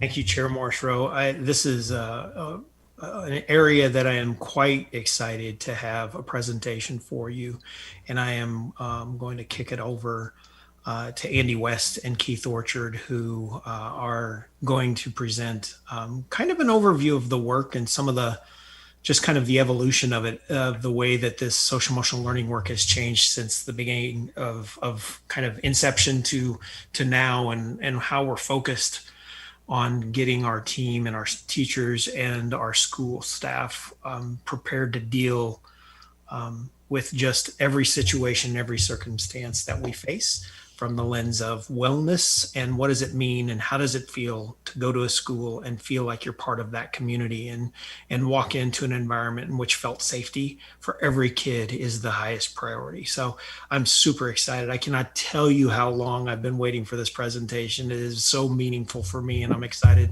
and very grateful to have Keith and Andy here tonight to present this to you. So I'll kick it over to them. All right. Thank you, Dr. Cook. That's a nice introduction. Good evening, everybody. Board Chair Morse-Rowe, board members, and Superintendent Cook. Hi, I'm Keith Orchard, the mental health specialist for the Coeur d'Alene School District. And a year and a half in, I'm just excited to be here and happy to be here to present to you what we've been doing for the last year and a half after a long summer, actually 2 summers, of preparing and organizing and deciding what does social emotional learning mean to us.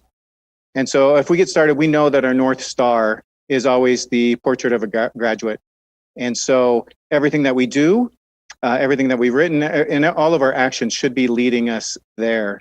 And so we know that the portrait of a graduate is where we're heading, which is really great. And so for social emotional learning, we know that to get there requires more than just meeting the needs of students.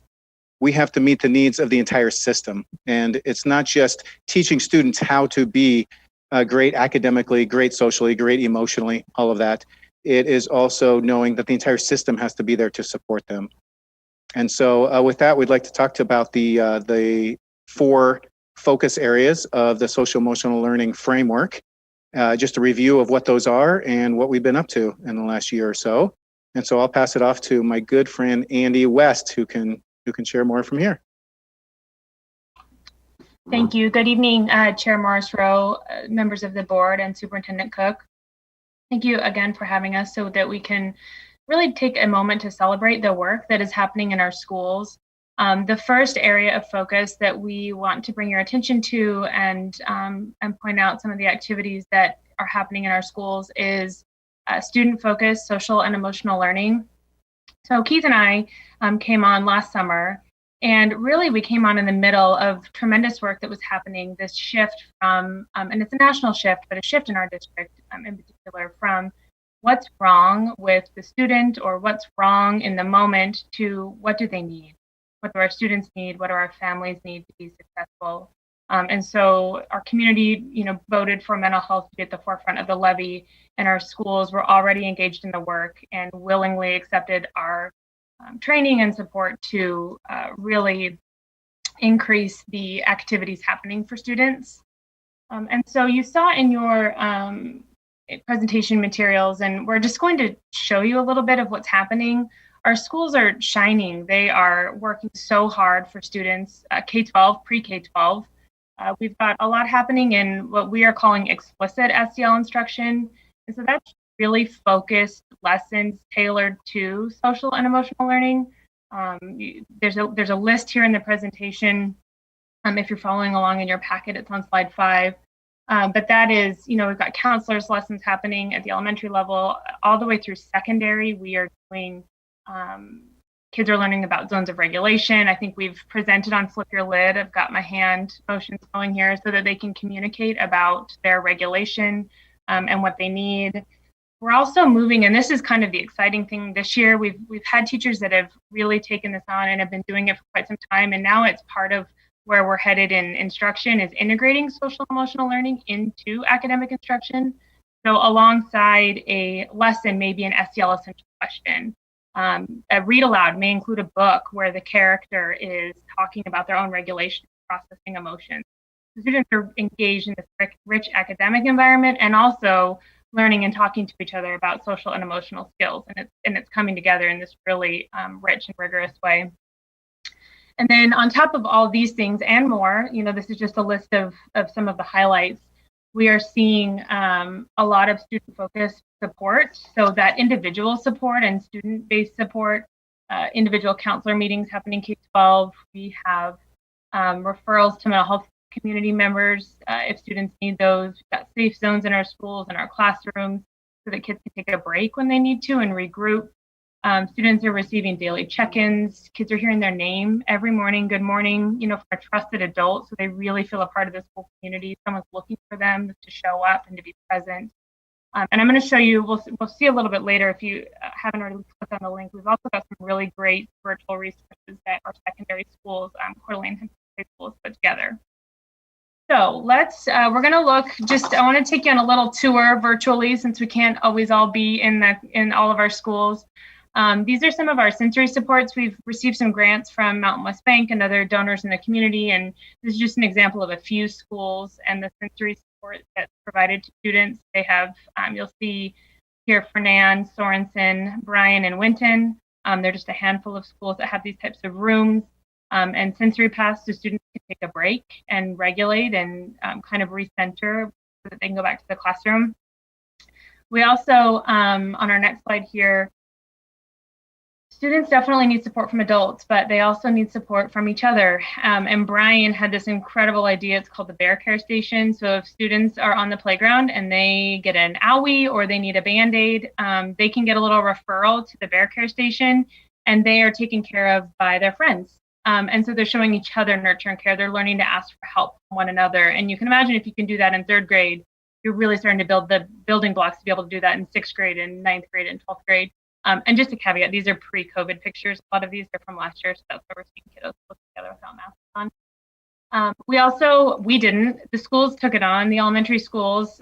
5 of our elementary schools took on Sources of Strength for K-5, a new curriculum was released this year. Nexa, Winton, Skyway, and Atlas are all working on Sources of Strength implementation in the younger years. So you'll see some of the materials there. They're really right in line with what we've been teaching. Regulation, how do we have roots? How are we connected to our greater community? And the lessons, again, they're starting so young. And so this is really going to give the foundation for kids as they age and move forward. And as life gets trickier, they're going to have these skills really built into their core. And then finally, just to highlight what we're doing in the, and what our schools are doing in the student focus area is what's happening for our teens. Just again, a few examples. There's so much incredible work happening in all of our schools. These are some examples of what Canfield is using for grounding tools, working with kids to manage their anxiety.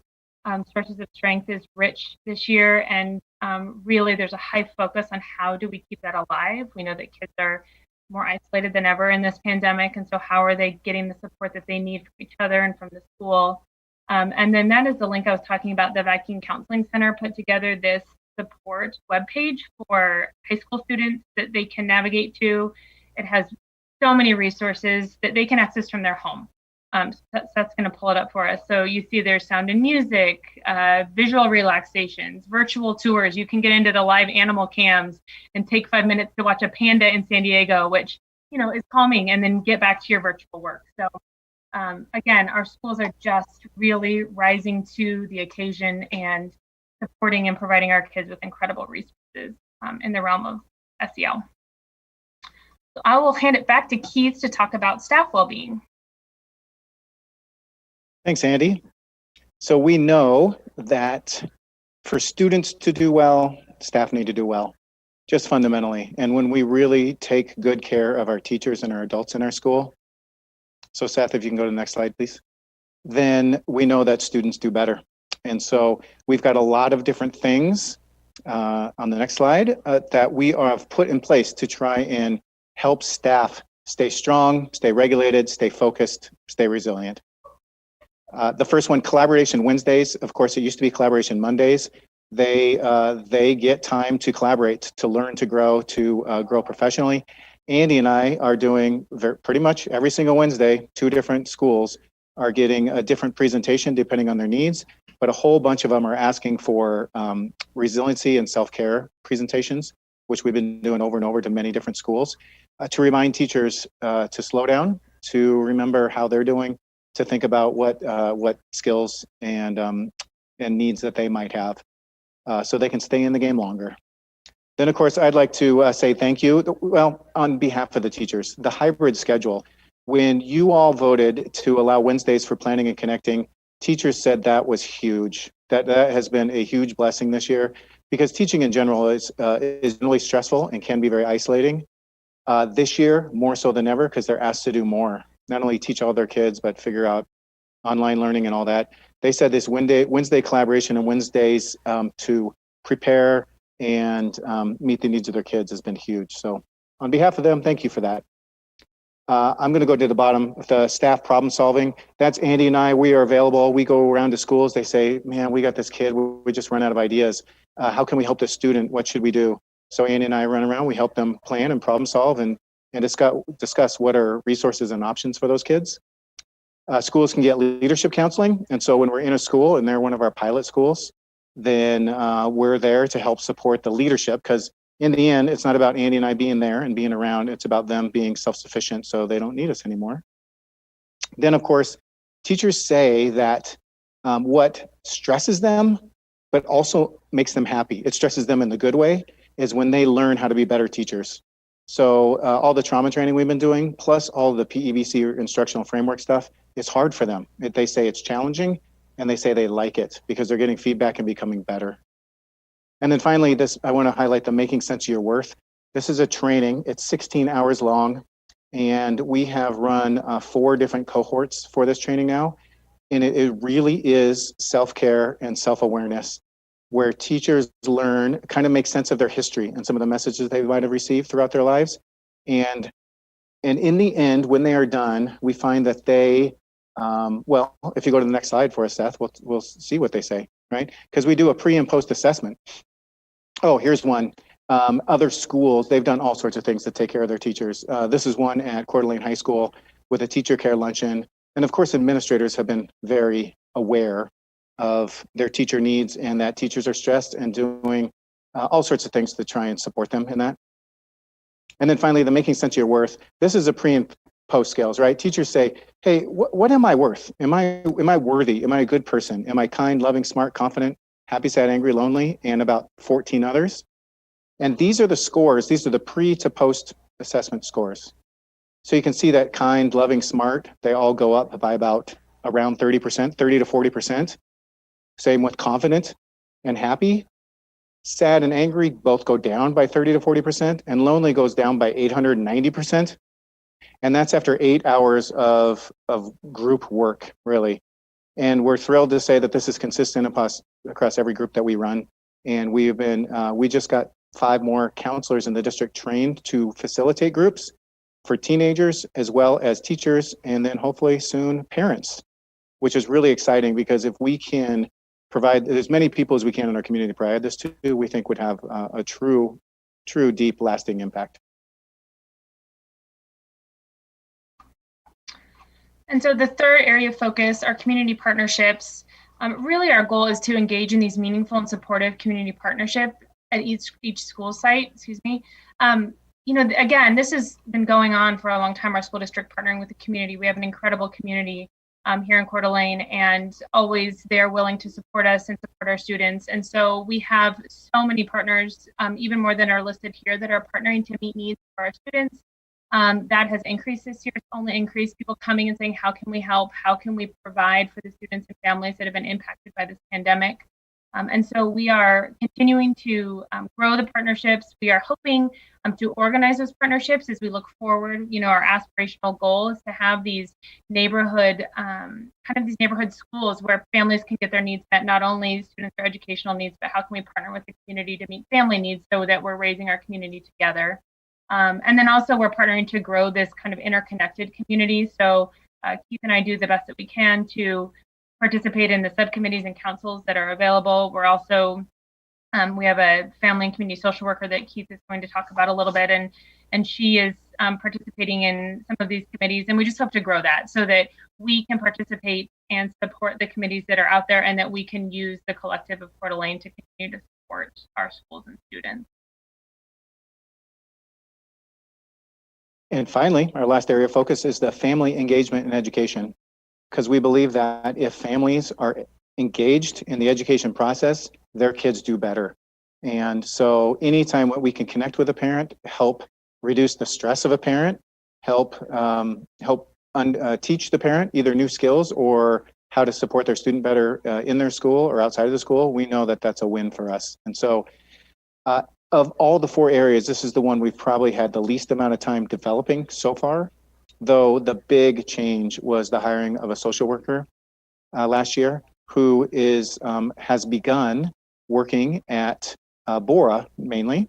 And her name is Kelly, and she is awesome. She's done some great work. And so she has developed relationships with families.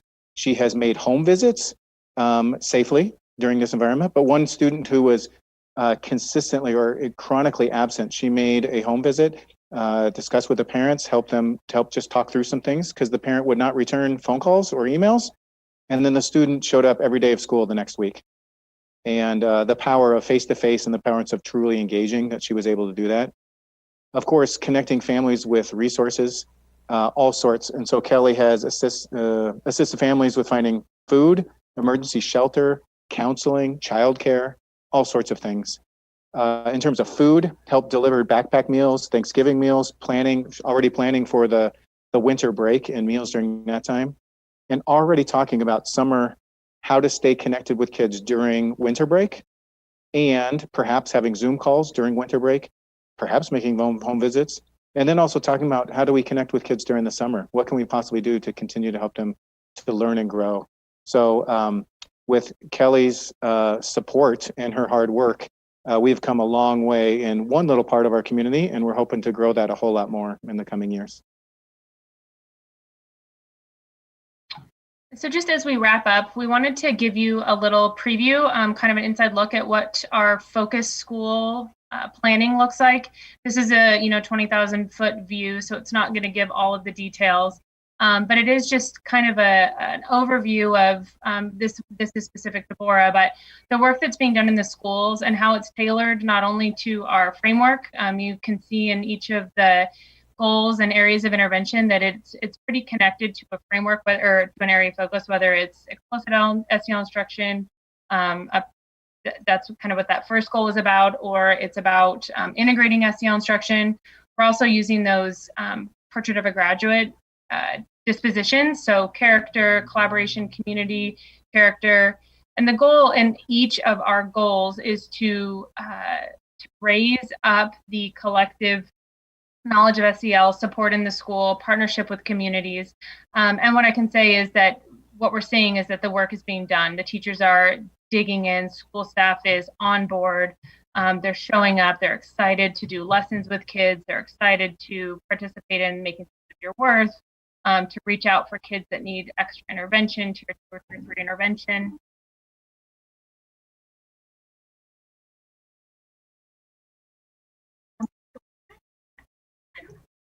Hey guys, I'm so sorry. I'm quarantined with my kids, and one of them just walked in right in the middle of talking. So anyhow, so that is really what we're looking at for the focus schools. And then, you know, as we expand, the goal will just be to continue to do that, to build up these focus schools. Keith and I are going to spend some time, and then we'll move on as the schools build their own competencies, which is exactly what we're seeing at the schools that we're in this year, Bora and Lakes. So finally, we just want to say thank you. Mainly thank you to the school staff and the community that's taken this on. I think this picture is the perfect representation of 2020. We are flowers growing from concrete and doing the best we can to persevere in some really difficult times.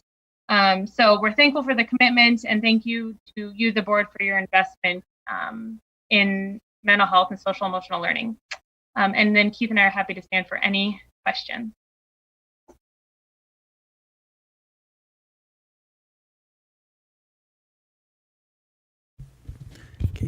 Thank you, Keith and Andy. Appreciate you guys updating. I almost feel like we got it out of order. We could have done that before we talked about maintenance and operation levy, because that's, you know, was such a strong focus, as Dr. Cook mentioned earlier, when we increased the maintenance and operation levy 2 years ago. The mental health component and the work that you all are doing was a big part of that. So thank you for sharing some of your work. Board, any questions for Keith and Andy? First of all, I have a question, and thank you so much for bringing this all to us. I think the timeliness of this, oftentimes our letters and our comments that we're hearing from the community center around this exactly. One word I didn't hear at all, but I keep hearing from the community is just the concern around just suicide in general, both at a staff level and at a student level. And so could you maybe speak a little bit about how we're addressing that specifically? Thank you for that question, Trustee Smith. I breezed over it, and I think it really deserves more attention. Our Sources of Strength program has continued to be robust in the secondary schools, and again, that reaches the elementary schools. We've had teachers step up and really take the lead and continue to take the lead in a year that's been so difficult with, you know, extra tasks and hybrid learning. So that program is alive and well. Keith did, and he can speak a little bit more about it, but he did do 2 trainings on the Columbia Screener. So we know that we have folks in our school that are readily available to do assessments as needed. QPR is still being taught in all of the schools. And then, you know, we're focusing on it. I actually have a presentation just this week at Canfield where we're going to talk about student mental health specifically, and how are we reaching out and how are we maintaining those relationships. And that was brought by them because they're interested in that. And so I think that is really what's happening in schools, is that our adults and our teachers and staff are focused on making sure that our kids are not lost this year, even though we can't see them every day. And so we just continue to focus and bring awareness and make sure that every kid, we know that relationships are key, and that feeling connected to your community and knowing that someone is going to care about you when you show up the next day is vitally important.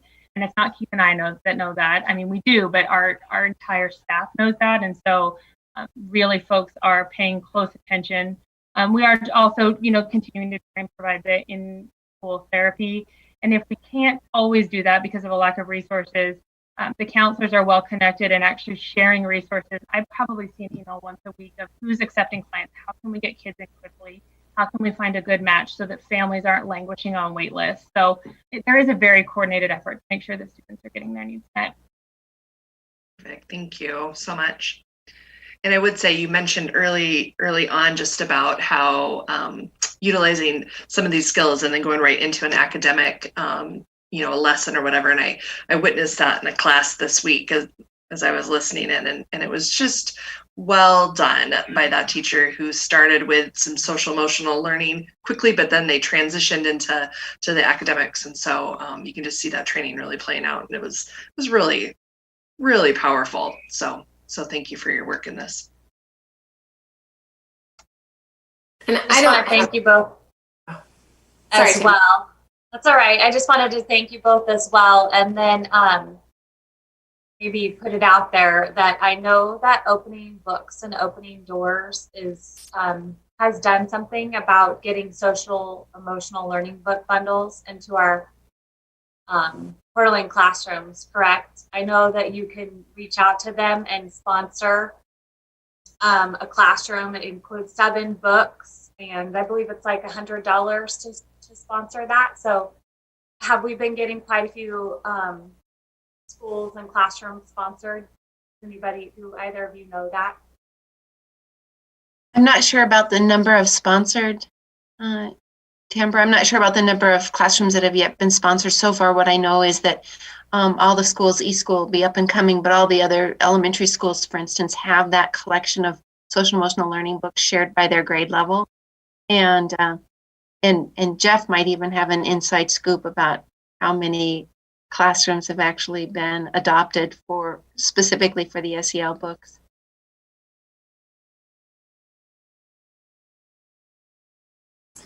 I didn't have any questions. I just wanted to comment and just say thank you to both of you and what you've done. And I genuinely believe that the work that you have brought to District 271 has changed lives, has saved lives. And I am so grateful that our community supported the levy 2 years ago that included this aspect of bringing mental health to the forefront for our kids, particularly the hiring of you two. The two of you was a huge part of that. So I know we had a discussion earlier about accountability for our dollars. I think Trustee May asked the question of Dr. Cook, and you two are a shining example of the accountability for those dollars. And what you presented tonight just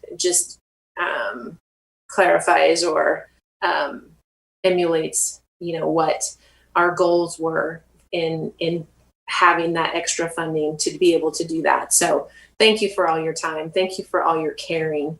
And thank you to all the teachers that have taken on your programming and brought it into the classroom. Like Trustee Smith said, I have seen it personally myself, and it is wonderful, wonderful work that you're doing. So thank you. Thank you. I really appreciate that. It has been an honor. If I could say, I'm lucky enough to travel around a little bit and go to some other schools and see what they're doing. And I just have to say, we're way ahead of the game. We're way ahead of the game in so many different ways. And that really comes from your vision and Dr. Cook's vision from years ago to set all this in motion. And I'm just thrilled to be part of this learning and growing and being leaders in this part in education. So thank you all.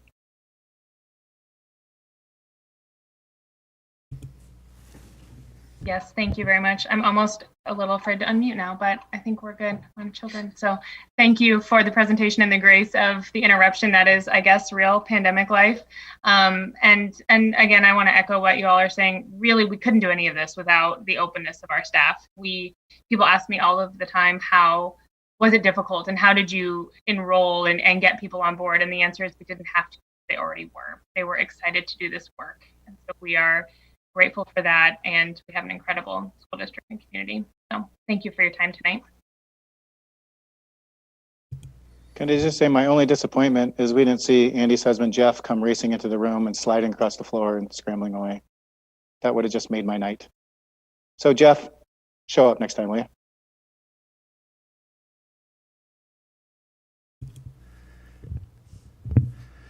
Okay, again, thank you both for joining us and sharing a little piece of what you guys are doing. Much appreciation.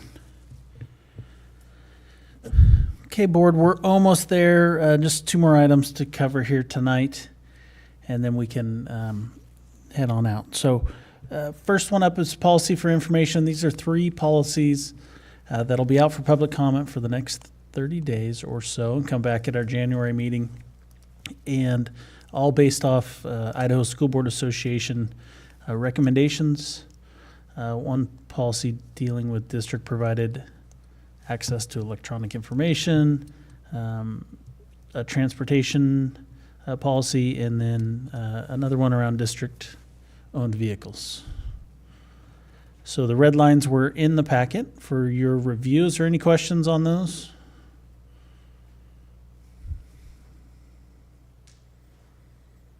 Okay, liking what I'm seeing, which is no questions. Okay, so those will be out for 30 days, public comment, and then we'll see those back in January for action. And the final item here I'd like to cover is just regarding calendar.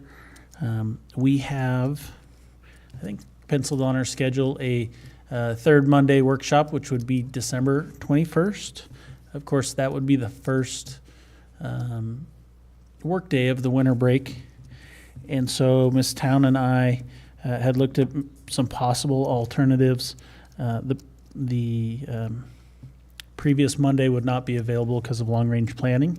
So potentially December 16th or 17th during the day, I believe, is an option that Ms. Town had found, and I think could send us out information to see if that works with our schedule. The topic would be in regard to Assistant Superintendent Nichols' request around some policy modifications at the secondary level. There she is. In regards to EOCAs, the end-of-course assessments, and kind of a temporary suspension of some rules in that regard, and the need for why that might be necessary in this pandemic kind of hybrid mode that we're in. So, does anyone have any conflicts with those? I know I'm not giving you times, but dates in general there. Is there one of those days that it's definitely out, or? Both work for me. You said in the day, correct? Daytime? That's what my notes say here. I don't know that we had a specific time yet, but in the afternoon, I think is what Ms. Town and Ms. Nichols, are we looking at an hour probably max on this? Yeah, I'm hoping it should be pretty simple, but an hour should be it, and just kind of review the policy shifts that we want and kind of outline the expectations for this semester and beyond in support of pandemic schooling. Casey, can you say the date again? December 16th or 17th. And we would meet just via the Zoom platform. And it sounds like maybe 30 minutes, but we never seem to get anything done in 30 minutes. So I'm going to say an hour. The 16th, anytime after 10 o'clock works right now. And the 17th, I have a hearing in the morning and a hearing in the afternoon. So it would be like 11 to noon or 3 to 4 on the 17th. And I'd prefer the 16th if at all possible. So I can make the 17th work, but the 16th would be preferable. Okay. Why don't we have Ms. Town put out a couple options to us tomorrow, and we'll see if we can find one that works for all of us. And we'll focus on the 16th and see if we can find a time there. Okay. If there's nothing further, I'm going to say good work. We covered a lot of ground there in a couple hours. We had a few technology challenges down here on our end, but hopefully we got those kinks worked out, and hopefully we won't be in this mode for too much longer. But thank you all, and have a good night, and we'll adjourn the meeting.